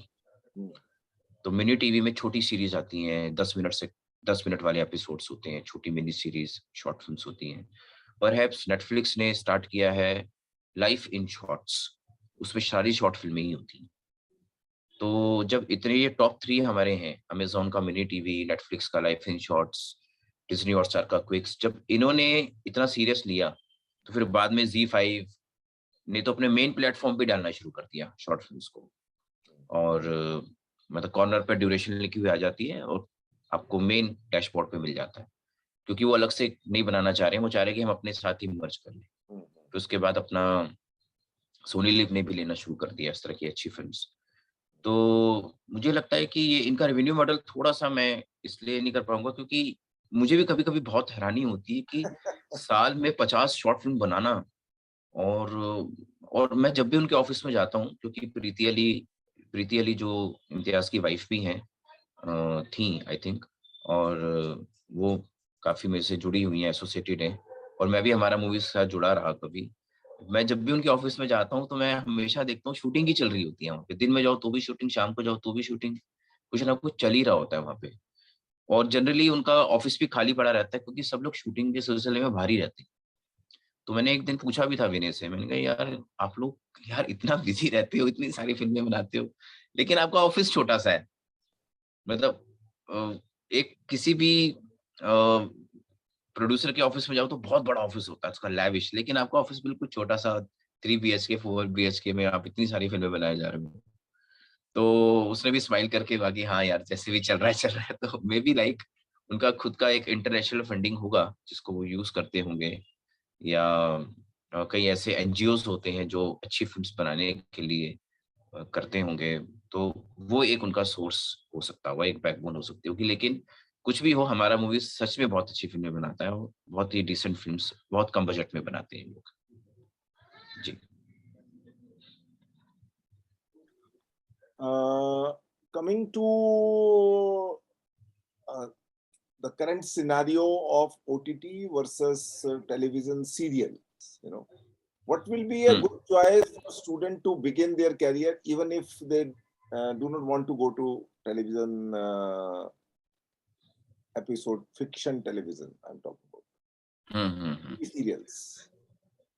Serials जैसा मैंने बताया स्टार्टिंग में, सोचना नहीं चाहिए कि टीवी सीरियल कर रहे हैं या वेब सीरीज कर रहे हैं या फिल्म कर रहे हैं या शॉर्ट फिल्म कर रहे हैं, क्योंकि बॉलीवुड पूरा एक ऐसा, अब मुझे लगता है कि चलो मैं अंदर हूँ तो मुझे दिक्कत नहीं होती, लेकिन मुझे आज भी याद है जब मैं काम ढूंढ रहा था, जब मैं ब्रेक इन करने की कोशिश कर रहा था, तो पूरा लोहे की दीवार लगती थी मेरे को। और उस वक्त मुझे ऐसा लगता था शायद मैं कभी लाइफ में कभी अंदर ही नहीं आ पाऊंगा, बट मैं आ गया। और तो मुझे लगता है कि अगर उस वक्त मुझे टीवी का भी काम मिलता, मुझे करना होता, क्योंकि टीवी के भी कई सारे लोग फिल्म बनाते हैं, जैसे अनुराग बसु। अनुराग बसु पहले टीवी करते थे। इसके अलावा अगर आप आनंद राय की बात करें, जिन्होंने तेलुगट्स मेनू डायरेक्ट करी, या भी उनकी एक फिल्म आई थी सतरंगी रे, अतरंगी रे, तो वो भी पहले टीवी ही करते थे। उसके बाद शिवम नायर भी पहले टीवी करते थे। तो मुझे लगता है कि बिल्कुल भी एप्रीहेंसिव फील नहीं करना चाहिए। कैसे भी ब्रेक इन करके अपना जो खर्चा है, अपना जो एक्सपेंसेस है मंथली, वो निकालने आप जब शुरू कर देते हैं, फिर आपका दिमाग थोड़ा-सा सेटल हो जाता है, आप थोड़ा-सा कॉन्फिडेंटली फील करते हैं। फिर आपको लगता है आप बॉम्बे में सेटल हो गए हैं और आप अपने इंडिपेंडेंट हो चुके हैं। तो टीवी करने में कोई प्रॉब्लम नहीं है। टीवी उल्टा आपको ज़्यादा डिसिप्लिन, ज़्यादा एक्सपर्टाइज़ भी दे सकता है, क्योंकि उसमें बहुत बैक टू बैक शूट होता है। तो आपकी जो एक्सरसाइज़ है वो अच्छी खासी हो सकती है। लेकिन अगर आपको फ्यूचर अपना वेब सीरीज़ और फ़िल्म में बनाना है, तो आपको ये डिसाइड करना होगा कि टीवी मुझे 1 साल या 2 साल या 1.5 साल करना है, उसके बाद छोड़ना है मुझे। होता क्या है, जनरली टीवी में ईज़ी मनी आती है। ईज़ी मनी की वजह से क्या होता है, लोग उसमें फिर आगे बढ़ते चले जाते हैं। और जैसे-जैसे आपके 3 साल 4 साल निकल जाएँगे, तो फिर आपकी वो सिस्टम आपको पकड़ लेता है फिर। फिर आप जैसे टीवी से बाहर आएँगे, आप अपने आप को एलियन फ़ील करेंगे, अकेला फ़ील करेंगे। फिर वापस आप टीवी में चले जाएँगे। तो पहले आप हनुमान कर रहे थे, तो अब आप साईं करने लग जाएँगे। साईं बाबा छोड़ेंगे तो आप ये वाला, तो फिर क्योंकि आपकी सर्कल भी वैसी बन जाएगी फिर। फिर आप सिर्फ़ सोचते रह जाएँगे कि मैं फ़िल्म करूँगा, मैं फ़िल्म करूँगा। तो स्टार्टिंग में मुझे लगता है 6 मंथ से 1 ईयर तक ठीक है, पर जैसे ही आप ज़्यादा करने लगेंगे, ज़्यादा पुराने हो जाएँगे, वो टीवी की इंडस्ट्री आपकी इंडस्ट्री बन जाएगी और फिर बाहर आना बड़ा मुश्किल हो जाता है उसके लिए। बट स्टार्टिंग में काम करने में कोई दिक्कत नहीं है, क्योंकि पैटर्न वही है। और टीवी में तो ये होता है ज़्यादा स्ट्रेस होगा तो और अच्छी बात है, आप ज़्यादा सीखेंगे। तो कर सकते हैं, एग्ज़ैक्टली कर सकते हैं टीवी में। हुँ। कोई पूछना चाह रहा है? I will keep asking otherwise if anybody has a question. सब हाँ बोलो। परम सर, बेसिकली मुझे बस इतना ही जानना था, जैसे कि अगर समझो हम यहाँ के बाद बॉम्बे जाते हैं, तो हाँ। वहां पे हमें एग्जैक्टली क्या करना पड़ेगा, क्योंकि समझो हमारा कोई भी रेफरेंस नहीं है, हुँ। या फिर हमें तो एग्जैक्टली हमें क्या करना पड़ेगा, मतलब चलो हम किसी भी चीज में काम करने के लिए ready, like television, cinema, web series, किसी भी इसमें, तो हुँ। क्या करना पड़ेगा? समझो चलो हमारे पास शॉर्ट फिल्म्स हैं हमारी बनाई हुई, पोर्टफोलियो में हुँ, हमारे, तो हुँ। नेक्स्ट स्टेप क्या होगा? नेक्स्ट स्टेप ये होगा, सबसे पहले तो जैसे अभी आप क्राफ्ट से जुड़े हुए हैं, यहीं से आपको बहुत सारे रेफरेंसेस मिल जाएँगे। जैसे कल नरेश ने बताया था कि भई किरीट जी आए थे, ऐसे और भी लोग आते रहते होंगे। ये सब लोग, आप बहुत फॉर्च्यूनेट। वो तो इन लोगों ने खो दिया। क्योंकि ये सोते रहे, हम्म, वहां जाना था आईआईसी के में और शक्ल हम्म, दिखानी थी अपनी, और कार्ड हम्म, एक्सचेंज करना था, विजिटिंग कार्ड, वो तो खो दिया इन लोगों ने। ऐसे बाकी के भी खो दिए हैं। मुझे नहीं लगता इनमें से किसी भी आदमी ने, जितने भी गेस्ट फैकल्टी हैं चल के आई हैं, किसी को आज तक ईमेल लिखा हो। 2 लोग बैठे हुए हैं यहाँ पर 5 में से, ठीक है, निकेत और शुभम, क्या आपने किसी गेस्ट फैकल्टी को आज तक ईमेल लिखा? क्या आपने किसी को happy Holi dear mister Naresh Sharma, Naresh Sharma को तो मारो गोली, डियर मिस्टर सुरेश शर्मा, या डियर मिस्टर फलाना डिमका, I wish you a happy Diwali, आज तक जिंदगी में किसी को लिखा? आज तक जिंदगी में किसी को नहीं। तो ये जो तुम क्वेश्चन पूछ रहे हो कि नेक्स्ट स्टेप क्या होगा, इसका आंसर तुम्हें पता है? इसका आंसर होता है असिस्टेंटशिप ढूंढना। इसका आंसर होता है असिस्टेंट ढूंढना। तो कैसे ढूंढेंगे? आपके पास जो अपॉर्चुनिटी थी वो तो आपने कभी जिंदगी में एक्सप्लोर करने की कोशिश नहीं करी। और as you said rightly yesterday, you have to hunt for the opportunity.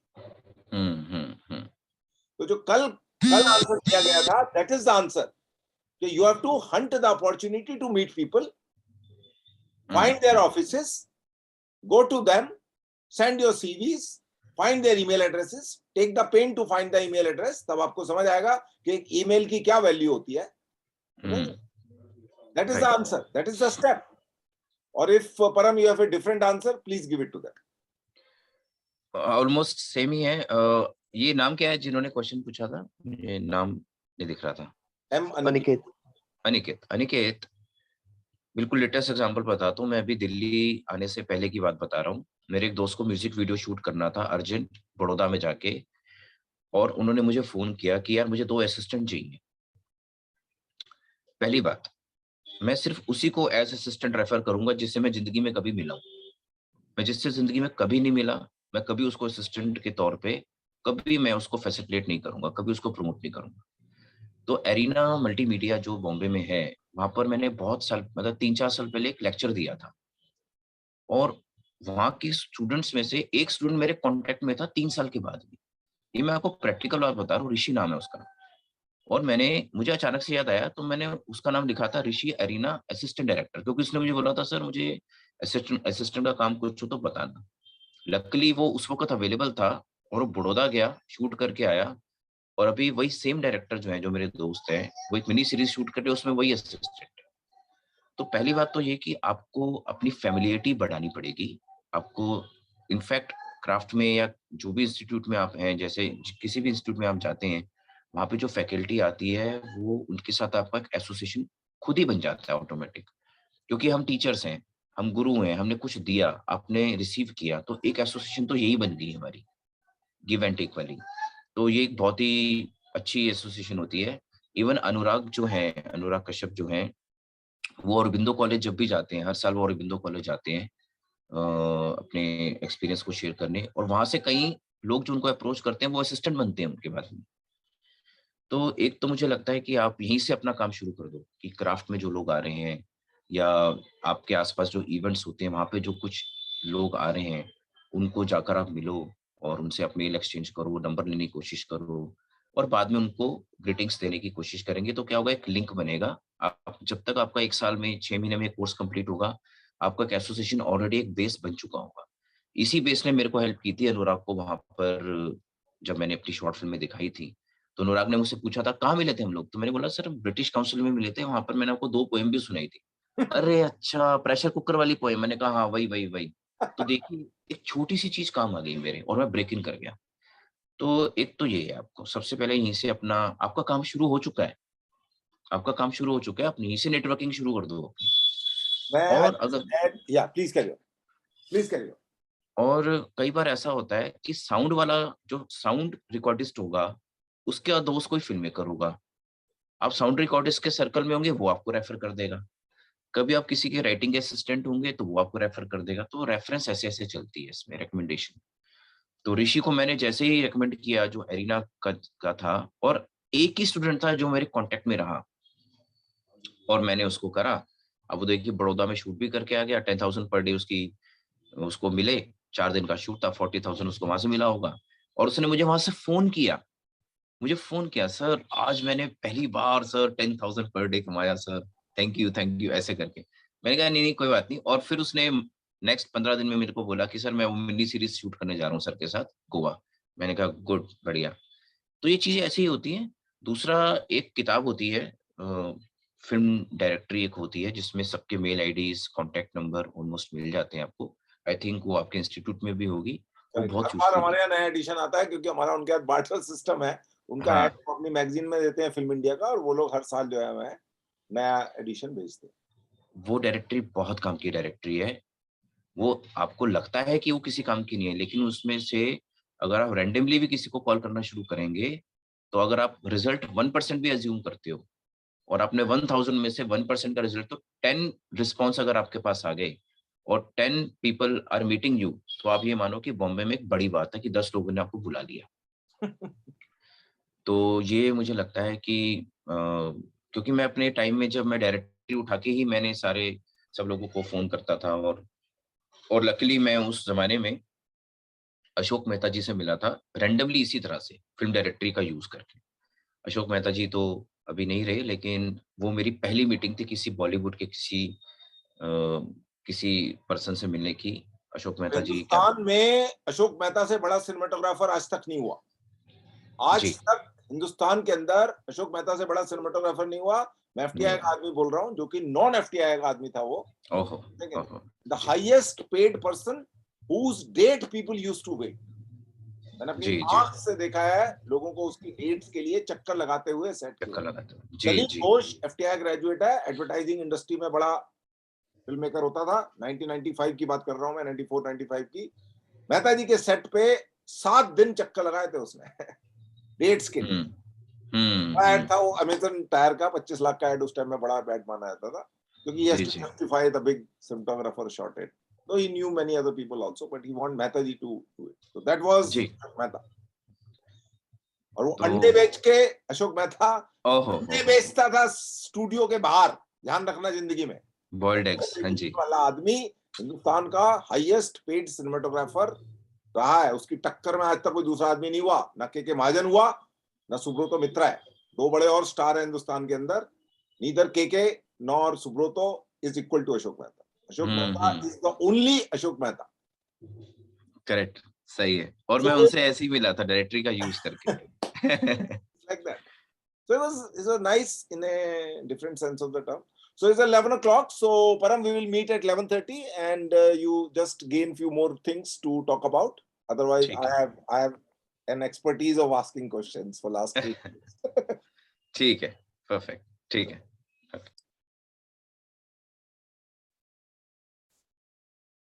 So this is the directory Param was talking about.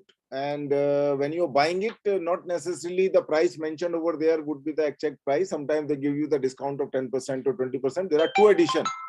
One is a big one, another is a small edition.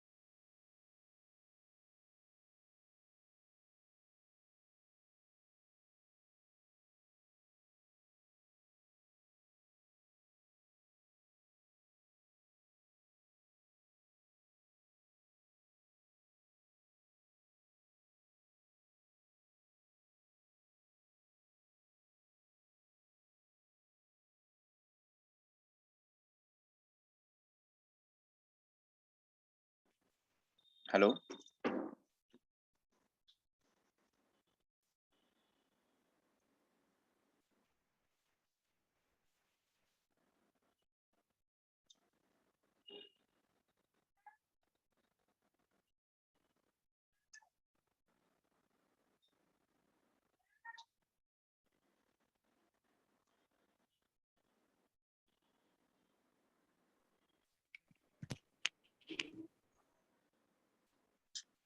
Hello, sir. Hello, voice आ रहा Yes, है sir. Shubham here. Yes, sir. Yes, sir. मेरा? हाँ, okay. I have a question, sir. हाँ शुभम, पूछो। If I have written a full-length feature script or web series or anything, and if I have to pitch it and I don't have any agent, so how to find those agents and how important is it and how it gonna work out for you? Okay. देखिए, आपके पास script है अगर, तो सिर्फ agent ही एक रास्ता नहीं है। वैसे एजेंट्स कम होते हैं हमारे बॉलीवुड में, एजेंट्स कम होते हैं। कुछ एक दो है एजेंसीज जो अभी आई हैं, लेकिन वो भी जनरली उन्हीं राइटर्स को रिप्रेजेंट करती हैं जिनकी ऑलरेडी 2-3-4 फिल्में आ चुकी हों। क्वान है, मैट्रिक्स है, एक्सीड है, ये कुछ ऐसी कंपनीज हैं, कुछ ऐसी एजेंसीज हैं जो राइटर्स को प्रमोट करती हैं, लेकिन ये मोस्टली राइटर का पहले प्रोफाइल देखती है। ये कौन सी एजेंसी है, दोबारा नाम बोलिए इनका। एक तो kuan, kuan, kuan, KUAN, kuan, kuan, and then matrix, matrix, exceed, EXCEED, exceed, okay. Exceed. So they pitch the scripts to producers or agencies or OTT, whom they pitch? All three. सबको pitch करती हैं वो। और एक और है टल्सी, TULSI, TULSI, टल्सी। Tulsi. ये भी काफी ये I think more writers dedicated agency है ये। अच्छा। तो आप यहाँ पे कांटेक्ट कर सकते हैं शुभम। और एक तो ये तरीका है कि आप किसी एजेंट या किसी एजेंसी को पकड़े। हालांकि सिर्फ ये मतलब बहुत ही वो ऐसा है कि आपको बहुत कम लोग मिलेंगे, Narrow है बहुत। नैरो स्कोप है इसमें। अगर आप चाहते हैं तो मिल जाए तो ठीक है। दूसरा तरीका ये है जो जो मैंने अप्लाई किया था, मुझे किया था कि मैं अपने किसी भी स्क्रिप्ट में एक डायरेक्टर को अटैच कर लूं अगर, तो थोड़ा उससे मुझे और ज़्यादा स्कोप मिल जाता है। जैसे मेरी जो पहली फ़िल्म थी, जिसका नाम एज़ अ राइटर मेरी पहली फ़िल्म थी, थोड़ी-थोड़ी सी मनमानियाँ नाम से एक फ़िल्म मैंने लिखी थी। वो फ़िल्म कहीं भी टेक ऑफ नहीं हो रही थी और मैं करीब 6-7 मंथ्स तक मैं उसको लेकर काफ़ी इधर-उधर गया। और एक दिन मैंने एक डायरेक्टर जिसका नाम आदित्य सरपोदार है, जिसकी अभी एक फ़िल्म आई है, वो मराठी फ़िल्म मेकर है वैसे तो, पर उनकी एक फ़िल्म आई थी ज़ी5 पे, शोले गर्ल। जो शोले में हेमा मालिनी का जो रोल था बसंती, उसकी स्टंट डबल थी, उसकी लाइफ के ऊपर थी वो, शोले गर्ल। वो डायरेक्टर जो है मुझे एक बारी कहीं टकरा गए और मैंने उनको अपना आइडिया सुनाया। उनको आइडिया अच्छा लगा, उन्होंने बोला ठीक है यार, जब भी तेरे पास कोई प्रोड्यूसर हो तो मुझे बताइयो। और मैंने उनको बोला, क्लियरली बोला कि क्या आदित्य ऐसा हो सकता है कि मैं आपका नाम एज़ अ डायरेक्टर कहीं पे ले पाऊँ? बोले हाँ, हाँ, बिंदास ले ले, कोई दिक्कत नहीं है। तो मेरे साथ एक डायरेक्टर आ गया। अब मेरे पास एक स्क्रिप्ट है और मेरे पास एक डायरेक्टर है। और अगर मैं एक एक्टर को नरेशन दे दूँ और एक एक्टर भी हाँ कर दे, तो ये सेटअप हो जाएगा। जिसमें मेरे पास स्क्रिप्ट है, एज़ अ राइटर मैं खुद, एक डायरेक्टर है और एक एक्टर है। तो ये जो सेटअप है, इसकी वैल्यू ज़्यादा है। खाली एक स्क्रिप्ट की वैल्यू कम है। अगर आप एक स्क्रिप्ट लेकर जाएँगे, उसकी वैल्यू कम है। लेकिन अगर आप एक सेटअप लेके जाएँगे, तो उसकी वैल्यू बहुत ज़्यादा बढ़ जाती है, उसका स्कोप बहुत ज़्यादा होता है। वो किसी आप ओटीटी में भी दे सकते हैं, एज़ अ वेब फीचर दे सकते हैं, या किसी इंडिपेंडेंट प्रोड्यूसर को सुना सकते हैं, किसी स्टूडियो में जाके भी आप अप्रोच कर सकते हैं, क्योंकि डायरेक्टर का नाम और एक्टर का नाम भी वर्क करता है उसमें। तो ये एक तरीका और है। एक तरीका है एजेंसी से कॉन्टैक्ट करना, जिसमें टल्सी टल्सी जो एक कंपनी है, इसमें कई लोग हैं जिनको मैंने देखा है कि उनको कहीं न कहीं स्कोप मिलता है। सेकंड ये तरीका है कि आप उस स्क्रिप्ट को, जब तक स्क्रिप्ट कहीं पर नहीं सेट हो रही। Suppose you are a script writer and director both, for example, can you approach these agencies? हाँ, तब भी अप्रोच कर सकते Then तब they will pitch it to a production house.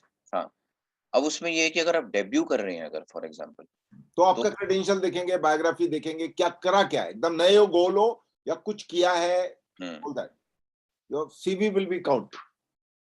और वो जनरली पूछेंगे आपसे कि अगर मान लो कि ये सिर्फ स्क्रिप्ट हम पिच करें और आपको एज़ अ डायरेक्टर ना पिच करें, करेक्ट, और कल को किसी डायरेक्टर को ये स्क्रिप्ट पसंद आ जाए तो क्या आप ओपन हैं? They also ask this question. तो आप बोलेंगे नहीं, तो फिर कहेंगे ठीक है कोई बात नहीं, फिर हम ऐसे राइटर डायरेक्टर पिच करेंगे, लेकिन फिर वो आपको प्रोफाइल अटैच करना पड़ेगा, अच्छा प्रोफाइल आपका होना चाहिए, एटलीस्ट अच्छी स्टोरी होनी चाहिए आपकी, correct, good body of work आपका हो। नहीं तो अगर आप कहेंगे कि मैं ओपन हूँ, तो फिर वो डायरेक्टर को भी पिच करना शुरू कर देंगे। तो ये भी एक तरीका हो सकता है कि आप उसको सेटअप में कन्वर्ट करें। तीसरा एक तरीका ये है इसमें, जो मैंने कल या परसों आपको बताया था, LOI, जिसको हम बोलते हैं लेटर ऑफ इंटरेस्ट।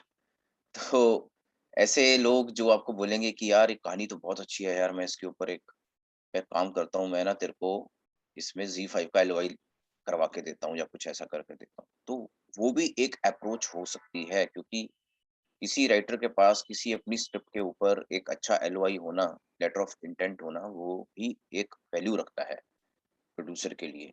और उसमें डायरेक्टर भी जल्दी अटैच हो जाते हैं। डायरेक्टर को भी लगता है इसकी रिकवरी तो बहुत मतलब 100% एश्योर्ड है, गारंटीड है, तो मुझे ये काम करना चाहिए। ये भी एक तरीका हो सकता है। एक तरीका ये भी हो सकता है, कई बारी जब आप नरेशन देने जाएँगे, आपको लोग बोलेंगे यार ये ना वेब सीरीज़ का कंटेंट है, ये फीचर नहीं है। तो ऐसा होगा सीन अब आपके साथ। जब आप वेब सीरीज़ लिख के जाएँगे तो बोलेंगे यार ये तो फीचर है, ऐसा बोलेंगे आपको। तो आपको कभी-कभी ऐसा भी होगा, लोग बोलेंगे ये तो डॉक्यूमेंट्री है यार, इस पे डॉक्यूमेंट्री बना दो। तो अलग-अलग तरह के लोग आपको मिलेंगे। ऐसे केस में आपको, मुझे ऐसा लगता है कि अगर आपने कोई फ़िल्म लिखी है, तो उसका वेब सीरीज़ का वर्ज़न भी आप रेडी रखें। क्योंकि देखिए हमें एंटर करना है, हमें घुसना है, हमें अंदर पेनिट्रेट करना है, तो हमें कैसे भी, कोई आदमी बोलता है वेब सीरीज़, ये तो वेब सीरीज़ अच्छी है, तो वो हाँ, भी वेब सीरीज़ का भी है, ये ले मेरे पास वेब सीरीज़ का भी है। तो इसका एक वेब सीरीज़ का वर्ज़न भी बना रखा है, जिसमें एपिसोडिक ब्रेकडाउन्स होते हैं 7 एपिसोड्स के, और एट द सेम टाइम मेरे पास एक पूरी बाउंड स्क्रिप्ट भी है वेब फीचर की। तो उसमें क्या है कि सामने वाला आदमी जो है, उसके पास आपका स्कोप बढ़ जाएगा।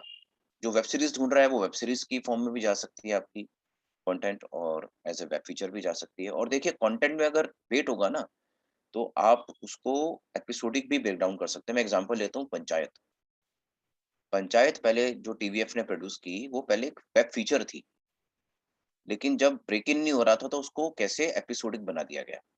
तो हालाँकि राइटिंग में डिफरेंस होता है, बट स्टिल आपके पास अगर कंटेंट अच्छा है, तो आप उसको वेब सीरीज़ फॉर्म मेरा एक क्वेश्चन है अभी जो मैंने लिख के रखा हुआ है कि आप जब एक टीवी सीरियल का 12 एपिसोड का एक सीरीज लिखते हैं और हाँ, एक 8 एपिसोड का वेब सीरीज लिखते हैं, हाँ, तो उस है तो at the end of the day episodes, हाँ, बट उसमें क्या बेसिक डिफरेंस होता है राइटिंग लेवल पे?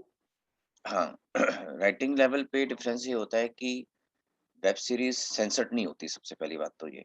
करेक्ट, और टीवी जो होता है वो गाइडलाइंस पे होता है। वो टीवी गाइडलाइंस एक, अगर आप देखेंगे, तो टीवी गाइडलाइंस पे होता है। तो कहीं न कहीं आपको राइटिंग के वक़्त ये ध्यान रखना होता है कि टीवी देखने वाले जो लोग हैं, जो फैमिलीज़ हैं, जो बच्चे हैं, एक तो वो है।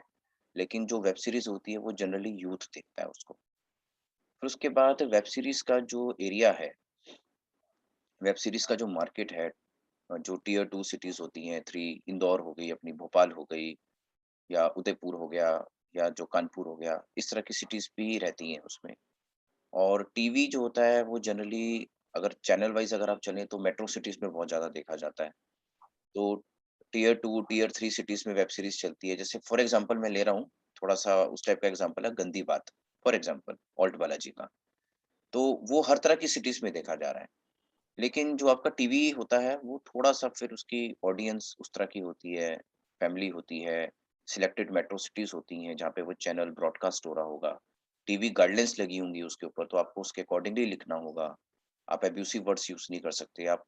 और फोर्थ एक डिफरेंस ये भी होता है इसमें कि वेब सीरीज़ में जो सबप्लॉट्स होते हैं, वो भी उतने ही स्ट्रॉन्ग होते हैं जितना सेंट्रल प्लॉट होता है।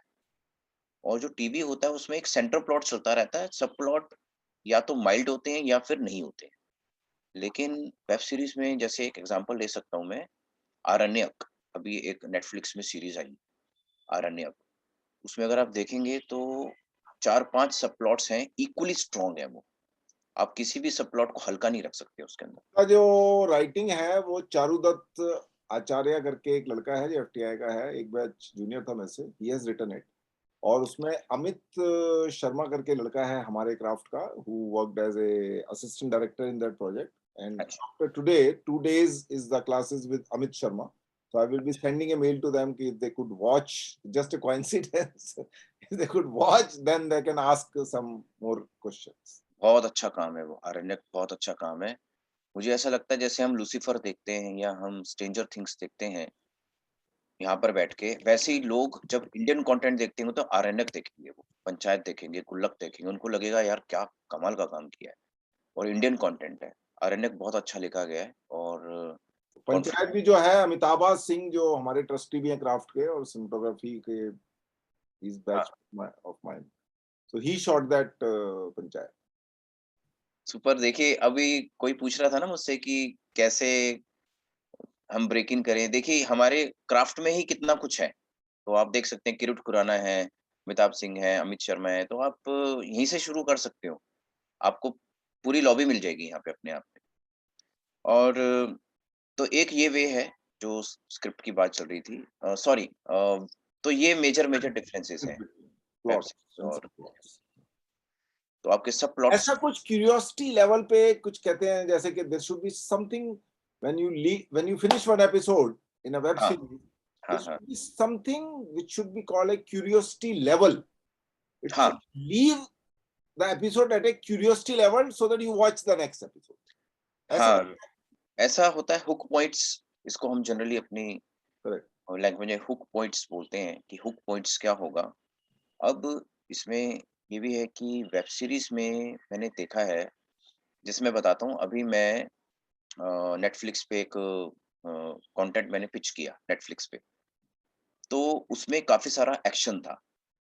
तो नेटफ्लिक्स से मुझे फीडबैक ये आया कि हमें एक्शन चाहिए ही नहीं, हमें चाहिए मिस्ट्री, हमें थ्रिलर चाहिए। क्यों? क्योंकि एक्शन तो एवेंजर्स में बन रहा है, तो आप इंडिया में एवेंजर्स जैसा एक्शन तो वैसे नहीं क्रिएट कर सकते। तो अगर आपको क्रिएट करना है तो आप मिस्ट्री क्रिएट करिए, क्योंकि वो ग्लोबल ऑडियंस है उसकी। एक्शन की आप इंडिया में कितना सॉलिड एक्शन कर लेंगे आप, या तो आप 4 गाड़ियाँ उड़ा लेंगे या वीएफएक्स रोटो कर लेंगे, पर उसका कोई वैल्यू नहीं है उसका। तो जब भी आप कोई चीज़ लिखें, तो हुक पॉइंट्स, आपकी मिस्ट्री, आपका सस्पेंस, जो आपको आरण्यक जैसी वेब सीरीज़ में मिलेगा, नो डाउट। आप देखेंगे तो आपको उस तरह के लेवल की क्वालिटी राइटिंग मिलेगी आपको। तो ये बेसिक मुझे लगता है कि वेब सीरीज़ में ज़्यादा रिसर्च भी करनी होती है, क्योंकि बहुत ज़्यादा टीवी के ऑडियंस का जो आईक्यू लेवल होता है, जो आईक्यू होती है, वो नॉर्मल, लाइक अगर हम अज़्यूम करके चलें आउट ऑफ 100 तो 50-60 वाले भी लोग टीवी देख लेते हैं। लेकिन वेब सीरीज़ सिर्फ़ वही देखता है जिसको उसमें जिसमें उसको लगता है कि हाँ, अब मतलब मुझे कुछ कंटेंट इसमें रियल मिल रहा है।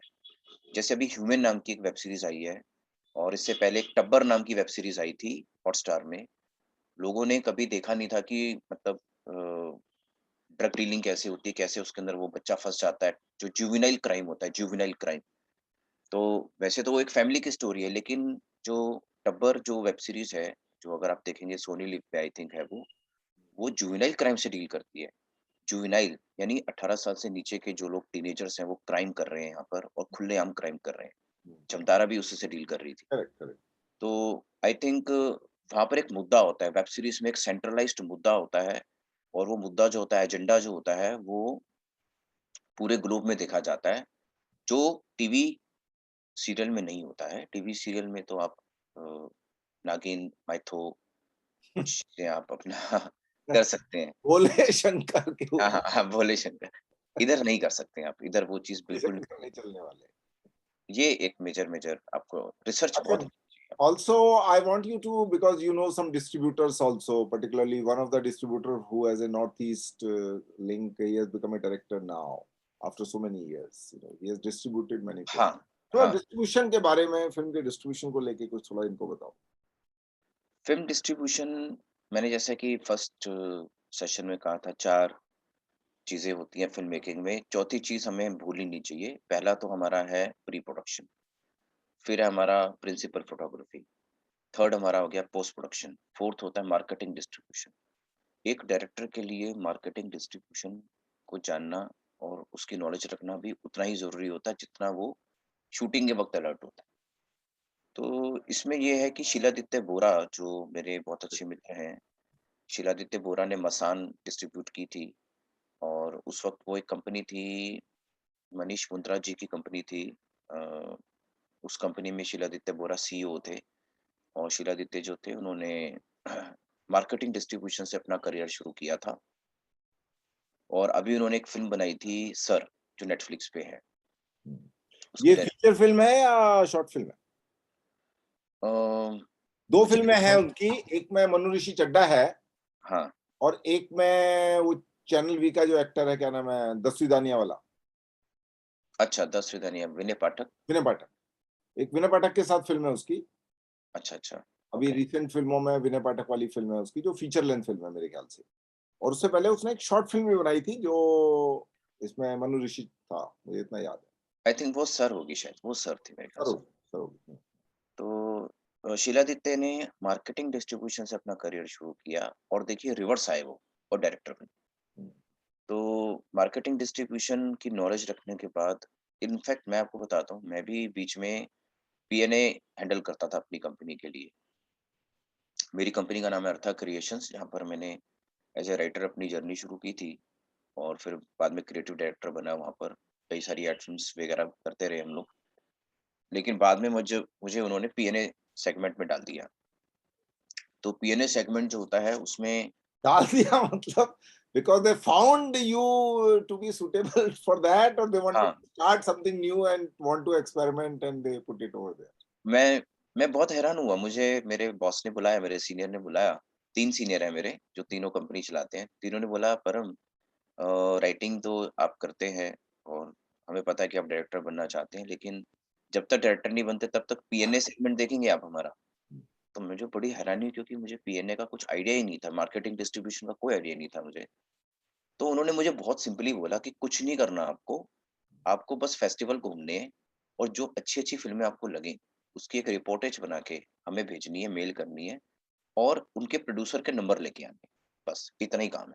हम्म, मुझे लगा चलो ठीक है, तो आई थोड़ा थिंक फिल्म मैं फेस्टिवल देखने को मिल जाएगा, गोवा हाँ, घूमने जाएंगे। तो ऐसा हाँ जी, आई थिंक वहीं पर ही हम लोग पहली बार एसोसिएट भी हुए थे और मोर द एफिशिएंटली फिल्म बाजार। हाँ, तो 2017 में मैंने ये काम पूरा मेरा काम 1 साल मैंने यही काम किया था एक्चुअली। अब उसमें मैं 2 फ़िल्में लेकर आया था अपने सीनियर्स के लिए।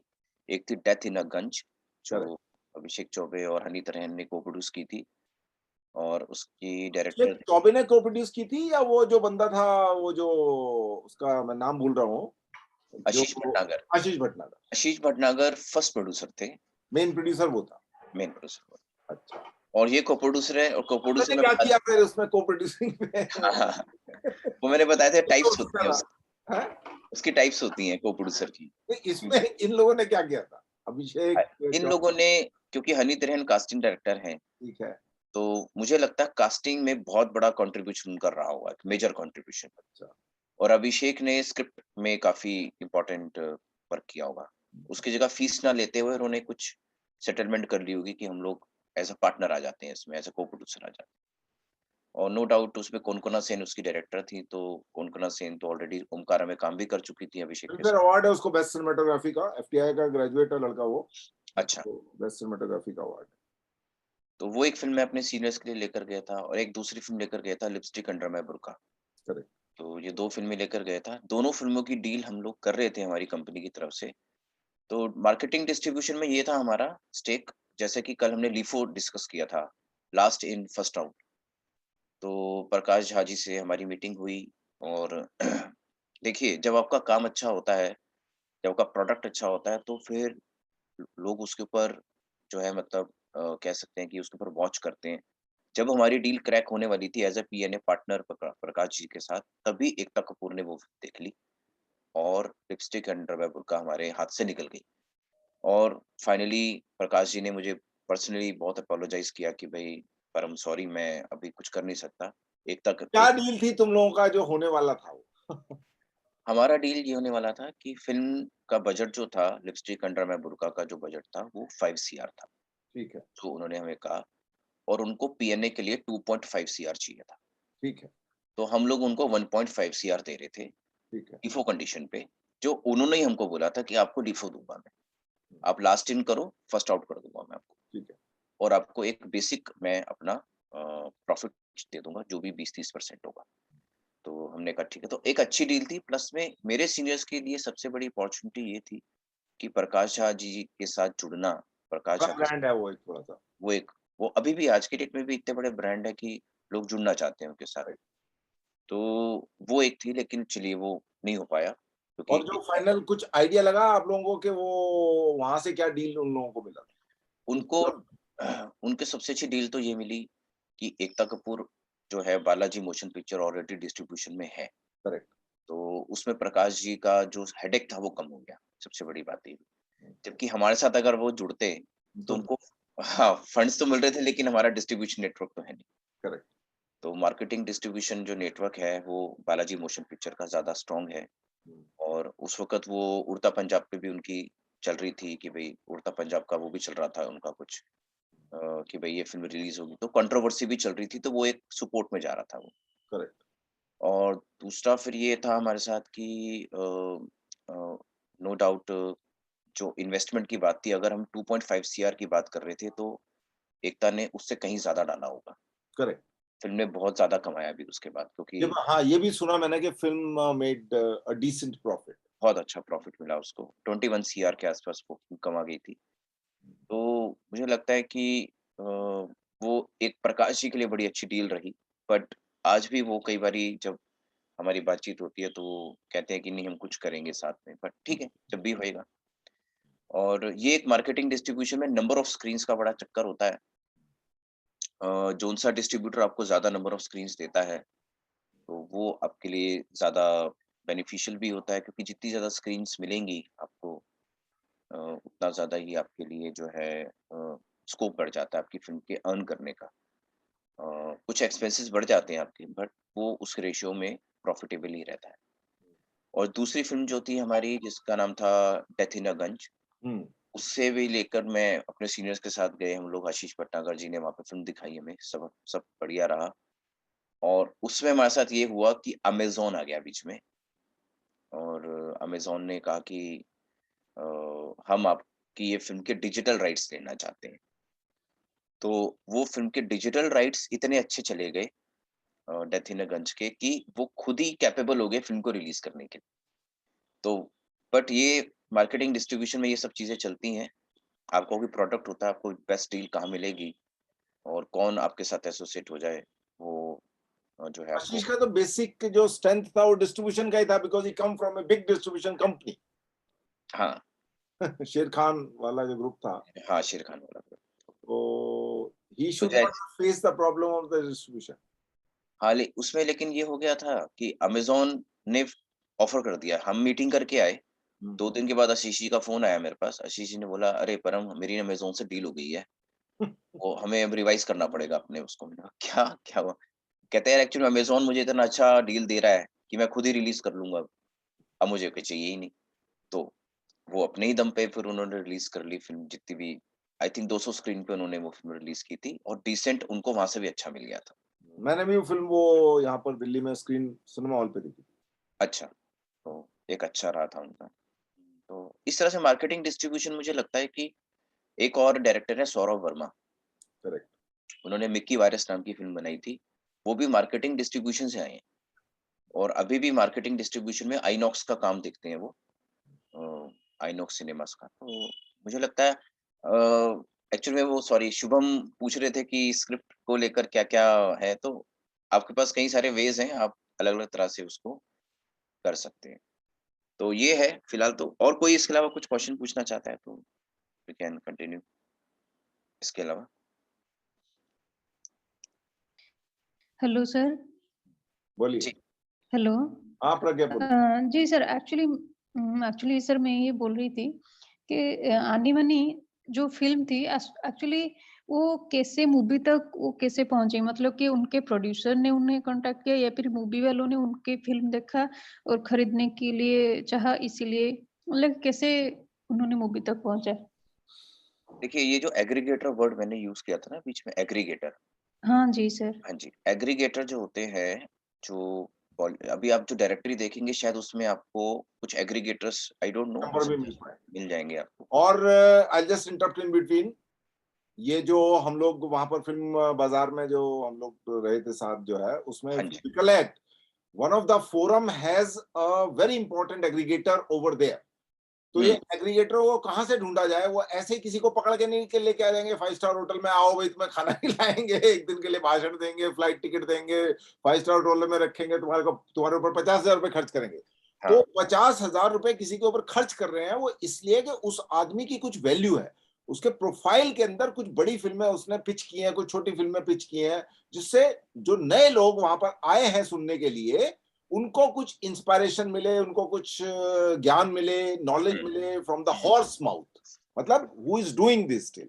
तो दीज काइंड ऑफ फोरम जो फोकट में नहीं होते हैं कि तुम जाके गोवा फिल्म फेस्टिवल में घूम फिर के टहल के बियर पी के बीच के आसपास शुभम और ये अनिकेत आ गए, अगर इनसे पूछा जाए कि तुम फिल्म बाजार गए थे, इनको पता ही नहीं होगा फिल्म बाजार किधर हो रहा है। क्यों? क्योंकि उसमें 12,000 का टिकट लगता है, तब जाके ऐसे एग्रीगेटर का भाषण सुनने को मिलता है। तो देर आर वेन्यूज, वहां डायरेक्टरी में तो नाम सब एक जैसे ही लगेंगे तुम्हें, until unless they have mentioned their profile or if their website is there। Generally लोगों के ऐसे लोगों की वेबसाइटें होती नहीं है क्योंकि वो एक सीक्रेट धंधा चल रहा होता है एग्रीगेटर का, बट वो अगर है तो नथिंग लाइक दैट जी। This is the way to find the aggregators. Please carry on. हाँ, तो जो प्रोड्यूसर है उन्होंने, उनके पास एग्रीगेटर की लिस्ट होती है, सेम प्रोसीजर होता है, पोस्टर होता है, एक टीजर होता है और एक 5 मिनट का डिस्ट्रीब्यूटर कट होता है, ट्रेलर कहते हैं उसको, वो 5 मिनट का होता है। उसमें पूरी फिल्म की समरी होती है, पूरी फिल्म का समराइज्ड वर्जन होता है वो, डीसी कहते हैं उसको, डिस्ट्रीब्यूटर कट ट्रेलर।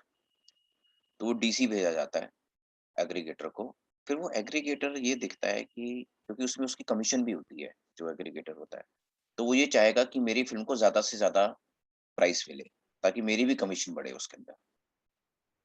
तो प्रोड्यूसर से वो डील कर लेता है कि सर मैं आपकी फ़िल्म बिकवा दूँगा, मुझे अभी कुछ मत दो आप, मुझे आपसे ₹1 नहीं चाहिए। बस इतना कर लो कि मुझे 10% कमीशन आप दे देना या 20% कमीशन दे देना और एक मुझे एक मेल ड्रॉप कर दो, कि मैं इस फ़िल्म को ऑफ़िशियली कहीं पर भेज सकता हूँ, क्योंकि उसकी परमिशन लेनी पड़ती है। आप किसी के भी प्रोडक्ट को किसी भी ओटीटी पे ऐसे नहीं भेज सकते, एक सिंडिकेशन लेटर लगता है। करेक्ट। इसको सिंडिकेशन लेटर कहते हैं कि आपने अपने प्रोडक्ट की अथॉरिटी, बेचने की अथॉरिटी किसी एग्रीगेटर को दी है। तो सिंडिकेशन लेटर में लिख दिया जाता है कि जैसे ही ये फ़िल्म किसी ओटीटी पे राइट प्राइस पे आएगी, तो उसमें से 20% जो है ऑटोमैटिकली जो है एग्रीगेटर को पहुँच जाएगा। तो वो एग्रीगेटर 20% प्रोड्यूसर देता है या प्रोड्यूसर ओटीटी और प्रोड्यूसर? प्रोड्यूसर देगा वो। बट तो इस तरह प्रोड्यूसर से के अकाउंट में पैसा आएगा, उसके बाद जो है ओटीटी प्रोड्यूसर उसको देगा, जो भी उनका बीच में हाँ, लीगल कॉन्ट्रैक्ट आएगा। हाँ, हाँ, ऐसा रहेगा उसमें। तो ये एक चीज़ यहाँ और पे डील होने से पहले एक लीगल कॉन्ट्रैक्ट साइन होता है एग्रीगेटर बिटवीन हाँ, एंड द प्रोड्यूसर, हाँ, उसके बाद वो जो है वो फाइनल डील उन लोगों के बीच में होती है। Right, right. और वो ओटीटी में वो एग्रीमेंट की कॉपी भी जाती है, करेक्ट। ताकि ओटीटी भी सिक्योर हो जाए कि हाँ, फेयर डील है। ऐसा नहीं है कि कल को ये एग्रीगेटर खड़ा होकर बोले कि सर मेरी तो पेमेंट हुई नहीं है, मैं इस पे केस कर दूँगा। करेक्ट। तो ओटीटी की स्ट्रीमिंग रुक जाएगी, वो जब भी वो फ़िल्म को स्ट्रीम करने वाला होगा। तो ओ एग्रीगे ओटीटी इस मामले में बहुत शार्प होते हैं, उनके लीगल एडवाइज़र बहुत शार्प होते हैं। उनको कॉपी देनी पड़ती है, हर तरह का कोई भी एग्रीमेंट जो प्रोड्यूसर ने किसी के साथ भी बना रखा है, पुराने एनओसी या एग्रीमेंट या कॉन्ट्रैक्ट्स या एमओयूज़ सबकी कॉपी सबमिट करनी पड़ती है, ताकि ओटीटी पूरा क्लियर हो जाए कि हम इस तारीख को इतने बजे इसकी स्ट्रीमिंग कर सकते हैं, हमें स्ट्रीमिंग रोकनी नहीं पड़ेगी कल को। बीच में वसूली ना पड़ जाए। बीच में कोई वसूली नहीं पड़नी चाहिए, तो वो ऑलरेडी सारी कॉपीज़ देनी पड़ती है। तो उससे ओटीटी को क्लियर हो जाता है कि ठीक है, समझ गए। अब जब पेमेंट जाएगी तो ये 20% इसके पास जाएगा। तो उस एग्रीगेटर से कॉन्टैक्ट करके जो उसके प्रोड्यूसर थे, सुबूर खान नाम है उनके प्रोड्यूसर का, जिनके लिए मैं भी एक फ़िल्म भी लिख रहा हूँ। तो सुबूर खान जो है, उन्होंने एक एग्रीगेटर को कॉन्टैक्ट करके और वो सब जो है बातचीत करी और उनके ओटीटी में कॉन्टैक्ट्स होते हैं, जो एग्रीगेटर होता है। एग्रीगेटर जानता है कि एक्विजिशन डिपार्टमेंट में कौन-कौन है। इसको हम एक्विजिशन डिपार्टमेंट कहते हैं। बनी-बनाई चीज़ों को खरीदना, बनी-बनाई फ़िल्मों हाँ जी, एक्विजिशन। तो उस एक्विजिशन डिपार्टमेंट मूवी है जैसे, मूवी का एक्विजिशन डिपार्टमेंट होगा उस डिपार्टमेंट से कांटेक्ट करके वो डील क्रैक कर ली गई होगी, जिसमें उनको जो है अपना कमीशन मिल गया होगा और इनकी फिल्म रिलीज होगी। अब तो तो ये मुझे बात प्रोसीजर पूछना कि वो मूवी का एक्विजिशन डिपार्टमेंट कौन देख रहा है? यही सरदर्द होता है जिंदगी में, ये ढूंढना कि उस ऑर्गेनाइजेशन के अंदर कौन आदमी एक्विजिशन देख रहा है। उसका तरीका मैं तुम्हें थोड़ा सा बता देता हूँ। मेरा जो फॉर्मूला था मतलब कभी मैंने अप्लाई नहीं किया उसको। मैं 3 मैगजीन सब्सक्राइब करता था इसलिए कि अभी वो बंद हो गया है सब सारा चक्करबाजी। तो उसमें क्या है कि ट्रेड जर्नल्स के अंदर ऐसे लोगों के ब्लैक एंड व्हाइट 2-2 पेज के इंटरव्यू छप जाते हैं ब्लैक एंड व्हाइट मैगजीन में। कलर में कभी नहीं छपता इनका ब्लैक एंड व्हाइट मैगजीन में ही फोटो के साथ थोड़ा सा छप जाता है, क्योंकि धंधे की मैगजीन होती है। तो उनको ही पता होता है कि फिल्म फेयर कभी हमारे ऊपर इंटरव्यू नहीं छापेगा, केवल बॉक्स ऑफिस या कंप्लीट सिनेमा या ऐसे 3-4 जर्नल है उनमें जो है। तो वहां से आपको ऐसे लोगों के नाम जो है कई बार पता लग जाए। अदरवाइज उसके लिए एक बहुत तरीके से पता करो उनका ऑफिस कौन है, कहाँ है। वहां कॉल पे कोई जवाब देगा नहीं, मेल अगर कोई आंसर दे दे तो यू आर लक्की। तो आपका कुछ और नेटवर्क हो सकता है, जिसको कोई ऐसा दोस्त जो जिसने उस फिल्म में काम किया हो, जो मूवी ने खरीदी हो, तो उस दोस्त के थ्रू आप उस प्रोड्यूसर से उस आदमी का ईमेल एड्रेस निकाल सकते हैं। इसलिए ये मत सोचो कि अरे यहाँ तो साउंड रिकॉर्डिंग बेलोन फोन्स का बोल रहा है, बकवास है हमारे लिए। तो समझे क्या? ये होता है हमारे यहाँ ऐसी खोपड़ी काम करती है लोगों की। और एक आदमी तो उसने ऑफेंड कर दिया उसको, बेलोन हैज टू से आई एम ऑफेंडेड और उसके बाद वो लड़का नेक्स्ट डे गायब हो गया विदाउट रियलाइजिंग कि इस आदमी ने 20 डायरेक्टर के साथ काम किया। कहीं भी गलती से तुम्हें किसी का ईमेल चाहिएगा देने की 1% पॉसिबिलिटी हो जाती है, 1%, ज्यादा नहीं होती है, 1% होती है। तो दिस इज अ नेटवर्क। कौन आदमी किसको कहां से, अभी मान लो मुझे किसी प्रोड्यूसर का नंबर लेना है या किसी डायरेक्टर का नंबर लेना है, तो मैं क्या करता हूं, कौन सा छोटा मोटा एक्टर है वहां पे एनएसडी का जो जिसने काम किया है उसको पकड़ूंगा, वो मुझे 2 मिनट में नंबर दे देगा, ईमेल दे देगा, मेरा आधा खेल खत्म हो गया। बट उस छोटे मोटे को, मेरे लिए छोटा मोटा है, तुम्हारे लिए वो बड़ा आदमी है। तुमसे कभी उससे तुम उससे बात नहीं कर पाओगे। अगर तुमने फेसबुक पे उसको इधर उधर से पकड़ भी लिया है, तो वो छोटा मोटा मेरे लिए है, वो तुम्हारे लिए एनएसडी ग्रेजुएट है और उसने बड़ी वेब सीरीज के अंदर काम किया हुआ है, 1 में नहीं 5 में। तो छोटा जो होता है वो बड़ा रिलेटिव शब्द है, कौन किसके लिए छोटा है और कौन किसके लिए बड़ा है। तो ये सर का दर्द जो है, प्रज्ञा परिमता प्रधान पड़ता है। उड़ीसा में बैठ के झील के पास ठंडी ठंडी हवा खाती रहोगी तो कुछ नहीं होने वाला। सर मैं और एक क्वेश्चन पूछ सकती हूँ? आप पूछ सकते हो, बिल्कुल पूछ सकते हो। सर जैसे कि अगर मेरे पास मतलब कि बनी बनाई हुई फिल्म है, शॉर्ट फिल्म है, डॉक्यूमेंट्रीज या फिर फीचर लेंथ का जो भी है, मतलब कि मैं कैसे उनको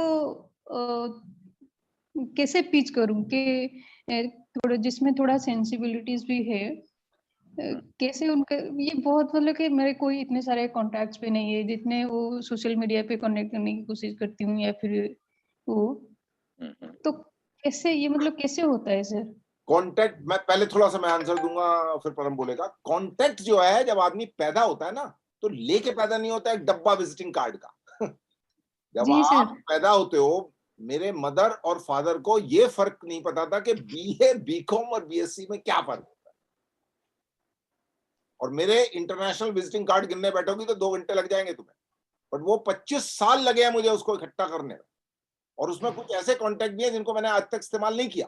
इसका मतलब नहीं वो वेस्ट है, वो 20 साल बाद 25 साल बाद काम आएगा नहीं आएगा।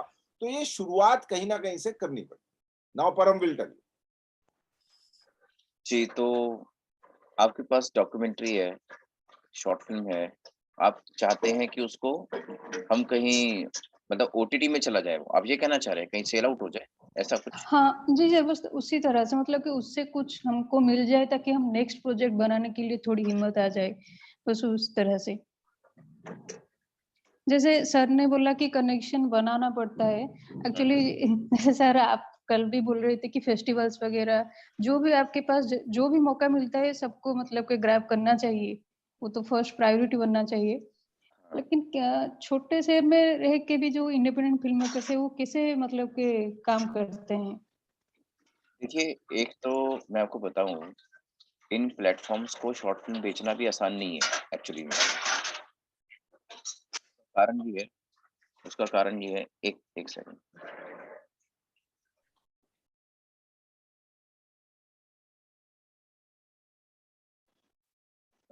उसका कारण ये है कि इनका एक डिपार्टमेंट और होता है, उसका नाम होता है क्यूसी। क्यूसी का मतलब होता है क्वालिटी चेकिंग। तो क्या आपकी फ़िल्म उस क्वालिटी की है? क्या उसका ऑडियो, उसका वीडियो, क्या वो उस क्वालिटी का है कि जो ये ओटीटी वाले इंटरेस्ट दिखाएँ उसके अंदर?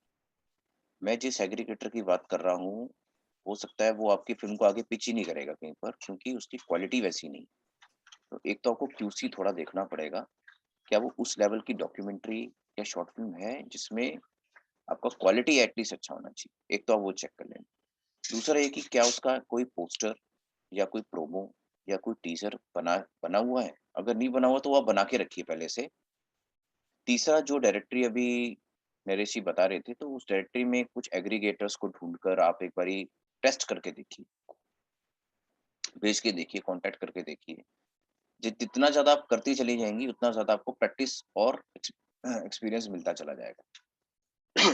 तो शुरुआत करिए, देखिए फिर क्या होता है। पर उससे पहले ये चेक कर लीजिए कि क्या आपका प्रोडक्ट उतनी क्वालिटी कैरी कर रहा है कि कोई उसमें इंटरेस्ट दिखाएगा। फिर कई ऐसे मैंने भी देखे हैं प्रोडक्ट्स जो अच्छे प्रोफेशनल लोगों ने बनाए हैं, लेकिन उसकी क्वालिटी इतनी डल है कि आप कहीं पर उसको दे भी नहीं सकते, कहीं पर रेफर भी नहीं कर सकते। तो एक थोड़ा-सा वो क्यूसी डिपार्टमेंट जो होता है, जैसे मैं एग्ज़ाम्पल लेता हूँ कि वो क्यूसी डिपार्टमेंट कई सारी चीज़ें देखता है। ऑडियो की क्वालिटी क्लियर है कि नहीं है? क्या बैकग्राउंड म्यूज़िक में आपने कोई कॉपीराइटेड मटीरियल तो यूज़ नहीं कर रखा? आपने कोई गाना लगा दिया किशोर कुमार का, पता चले कल को सारेगामा खड़ा हो गया क्लेम करने के लिए, स्ट्राइक आउट कर दिया। या आपने जो है जो कैमरा की क्वालिटी जो विजुअल क्वालिटी होनी चाहिए, क्या आपने कैनन 5D मार्क थ्री से शूट किया या आपने सोनी एफएक्स 6 से शूट किया उसको? वो भी क्वालिटी होती है, उसके रशीद सबमिट करने पड़ते हैं, तब जाके वो फिर उस लेवल पे चीज़ रिलीज़ हो पाती है। जैसे एक चैनल है एपिक, जो डॉक्यूमेंट्रीज़ खरीदते हैं, लेकिन एपिक चैनल में डॉक्यूमेंट्री मतलब ऐसा है कि आपका पूरा क्यूसी डिपार्टमेंट चेक करेगा आपकी डॉक्यूमेंट्री को कि क्या वो उस क्वालिटी की है, कहीं उसमें कुछ एब्यूसिव वर्ड या एब्यूसिव मटेरियल या कुछ एंटी नेशनल बातें तो नहीं है। तो वो आप एक बारी थोड़ा देख लीजिए कि उस क्वालिटी की वो चीज़ होनी चाहिए, प्रोडक्ट होनी चाहिए। और दूसरा, कुछ एग्रीगेटर 2-3 एग्रीगेटर्स को आप पहले टारगेट करके उनको आप अपना पोस्टर और टीज़र भेजिए। वो खुद आपके पीछे पड़ जाएँगे अगर आपके कॉन्टेंट में, आपके प्रोडक्ट में एक्चुअली में सोल होगी तो। यही एक तरीका है, इसको करते-करते आपको एक्सपीरियंस हो जाएगा। Yes. Thank you sir, thank you मतलब कि बहुत-बहुत धन्यवाद sir. Hmm. Thank you sir. तो अभी 15 मिनट है हमारे पास। दूध के हिसाब के से आपके वाला जो दूध का हिसाब होता है, ये 15 मिनट रह गए हैं। तो 15 मिनट में कुछ और दूध का हिसाब करना है तो कर लो, वरना बाद में मत बोलना, "अरे सर, हमारे तो 15 मिनट पहले जल्दी खत्म कर दिया था।" नहीं, आई थिंक वत्सला ने कुछ क्वेश्चन नहीं पूछा, अनिकेत पूछ चुका है, शुभम भी, प्रज्ञा भी, शशांक Vatsala पूछ रहा है। basically writer है. She's a very intelligent girl, like other members, non-craft members particularly. Hmm, And she wants to be a writer in the future. But अभी फिलहाल यहाँ पर बटन ऑन करके कहीं घूमने ना चली गई हो, क्योंकि ये रहता है लोगों का. So Vatsala, are you around? Prove that you are around. She has gone for a morning walk. Okay. तो खैर, और कोई आदमी किसी ने कुछ पूछना हो तो आप पूछ सकते हैं, क्योंकि बहुत सारी चीजें आपको पूछनी है। मैं तो पूछता रहूंगा जिंदगी भर, मैं तो स्पेशलाइजेशन किया हुआ है पूछने में क्वेश्चंस, तो Sir, कोई can मतलब नहीं। I have a question. बोलिए बोलिए दुर्गेश। Sir, आप Durgeshwari is crowd from Pune and she is very dedicated and sincere girl, though hmm. her mobile is not on right now, but still she is a sincere and dedicated. Please carry on. Hmm. thank you, sir.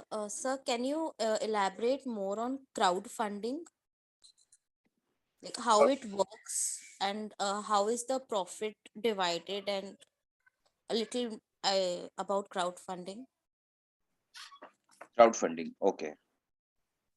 देखिए crowd funding जो है उसके लिए कुछ special exclusive websites हैं। तो सबसे पहली कंडीशन जैसे कौन-कौन सी साइट्स हैं? क्योंकि इंडिया की मैं ज़्यादा एक एक दो इंडियन साइट, 1-2 का तो मुझे पता है। कौन-सी आप बताइए क्या पता ये जो घोड़े को जलेबी खिलाने ले जा रहा हूँ, ये क्राउड फंडेड फ़िल्म है। इसका मुझे मालूम है थोड़ा-सा, नाम भूल रहा हूँ मैं उस साइट का। कुछ 1-2 वेबसाइट्स मैंने बीच में देखी थी एक्सप्लोर करके। याद नहीं आ रही है मुझे एक्चुअली में क्योंकि मैं उस एरिया में कभी मैं गया नहीं क्राउड फंडिंग में, बट मुझे फंडा पता है इसका। इसका फंडा बहुत सिंपल है, सबसे पहली बात क्राउड फंडिंग में आपको आपका सेटअप एक बनाना पड़ेगा, एक्टर कौन होगा, स्क्रिप्ट क्या है, उसकी सिनॉप्सिस ये सब आपको एक रेडी करके रखना पड़ता है। फिर आप क्राउड फंडिंग वाली जो वेबसाइट होती हैं, उनमें आप एंटर करते हैं, साइन इन करते हैं। साइन इन करने के बाद आपको 10% पहले सबमिट करना पड़ता है अपनी तरफ से। जैसे मान लीजिए आपकी फ़िल्म का बजट है 1 सीआर, तो 10 लैक्स पहले आपको अपने बैंक अकाउंट में रखने होते हैं। तो बैंक अकाउंट का स्टेटमेंट सबमिट करना पड़ता है या उसका कोई एफडी बना के सबमिट करना पड़ता है? क्या क्या सबमिट करना? जी हाँ, ऐसा होता है इसमें एक अकाउंट होता है जिसको हम बोलते हैं एस्क्रो। करेक्ट। एक एक एस्क्रो अकाउंट होता है। एस्क्रो अकाउंट का मतलब होता है जब भी 2 या 2 से ज़्यादा लोग, 100 भी हो सकते हैं उसमें, 2 मिनिमम 2 होने चाहिए, 2 पार्टनर जब बैंक में अपना जॉइंट अकाउंट अकाउंट खोलते हैं, उसको एस्क्रो कहा जाता है।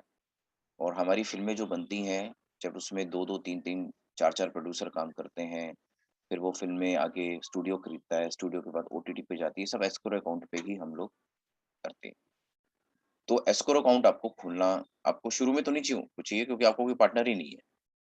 लेकिन आपको एक बैंक स्टेटमेंट देनी पड़ती है कि इतना अमाउंट मेरे इस अकाउंट में पड़ा हुआ है, जो मेरा फ़िल्म से रिलेटेड अकाउंट है। एक अकाउंट आपको बनाना पड़ेगा वो बैंक में जाके, प्रोजेक्ट अकाउंट जो आपका रहेगा उस प्रोजेक्ट से रिलेटेड। तो अगर 1 सीआर का प्रोजेक्ट है, तो कम से कम 10% जो होता है आपके पास होना चाहिए।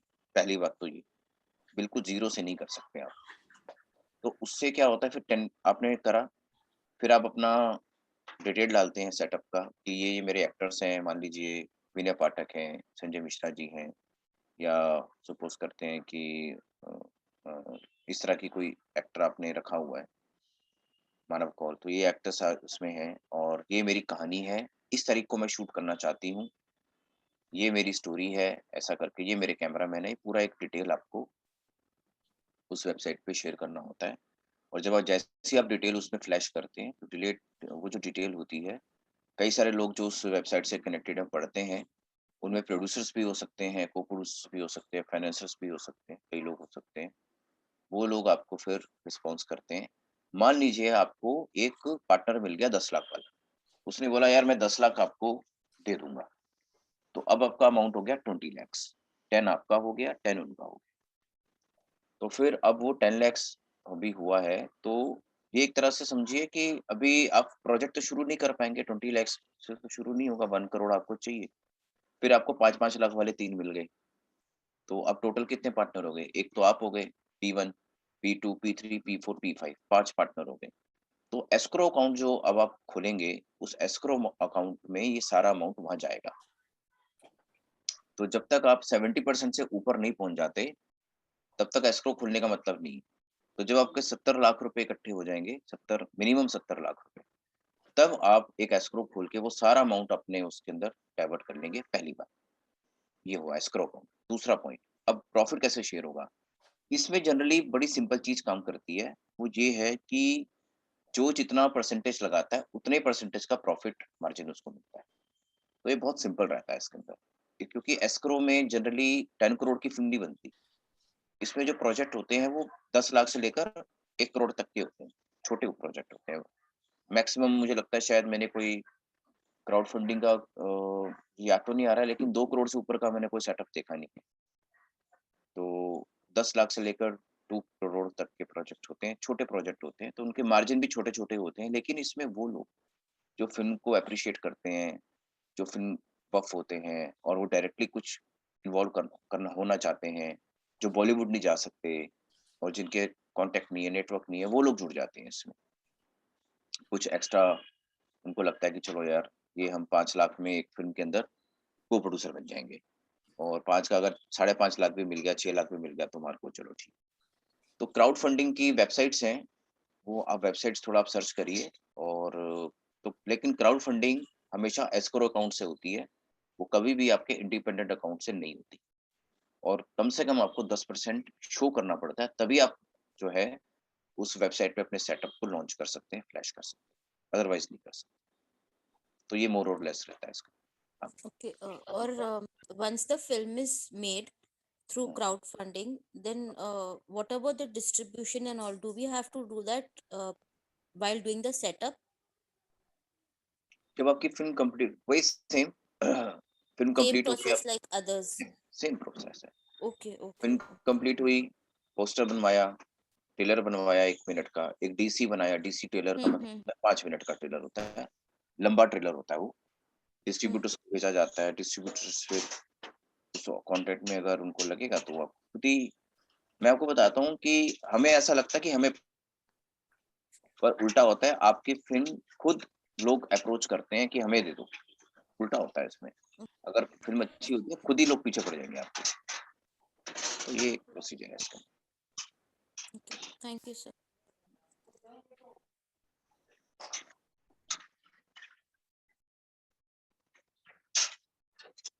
और इसके अलावा कोई कुछ अगर क्वेश्चन या डाउट पूछना चाहता है तो जो है, सर आपका नंबर या फिर ईमेल मिल पाएगा हमें? मेल आईडी आप ले सकते हैं, या श्योर। आप मेरे इसी से ले लेना, मेरा मेल आईडी। मैं भी दे देता हूँ, अभी आपको लिख लो जिन लोगों ने लिखना चाहते हैं। परम बोल दो एक बार इनको। PARAM परम dot KAMAL Kamal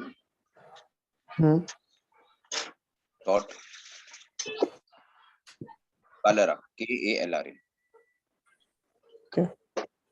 at gmail. Got it.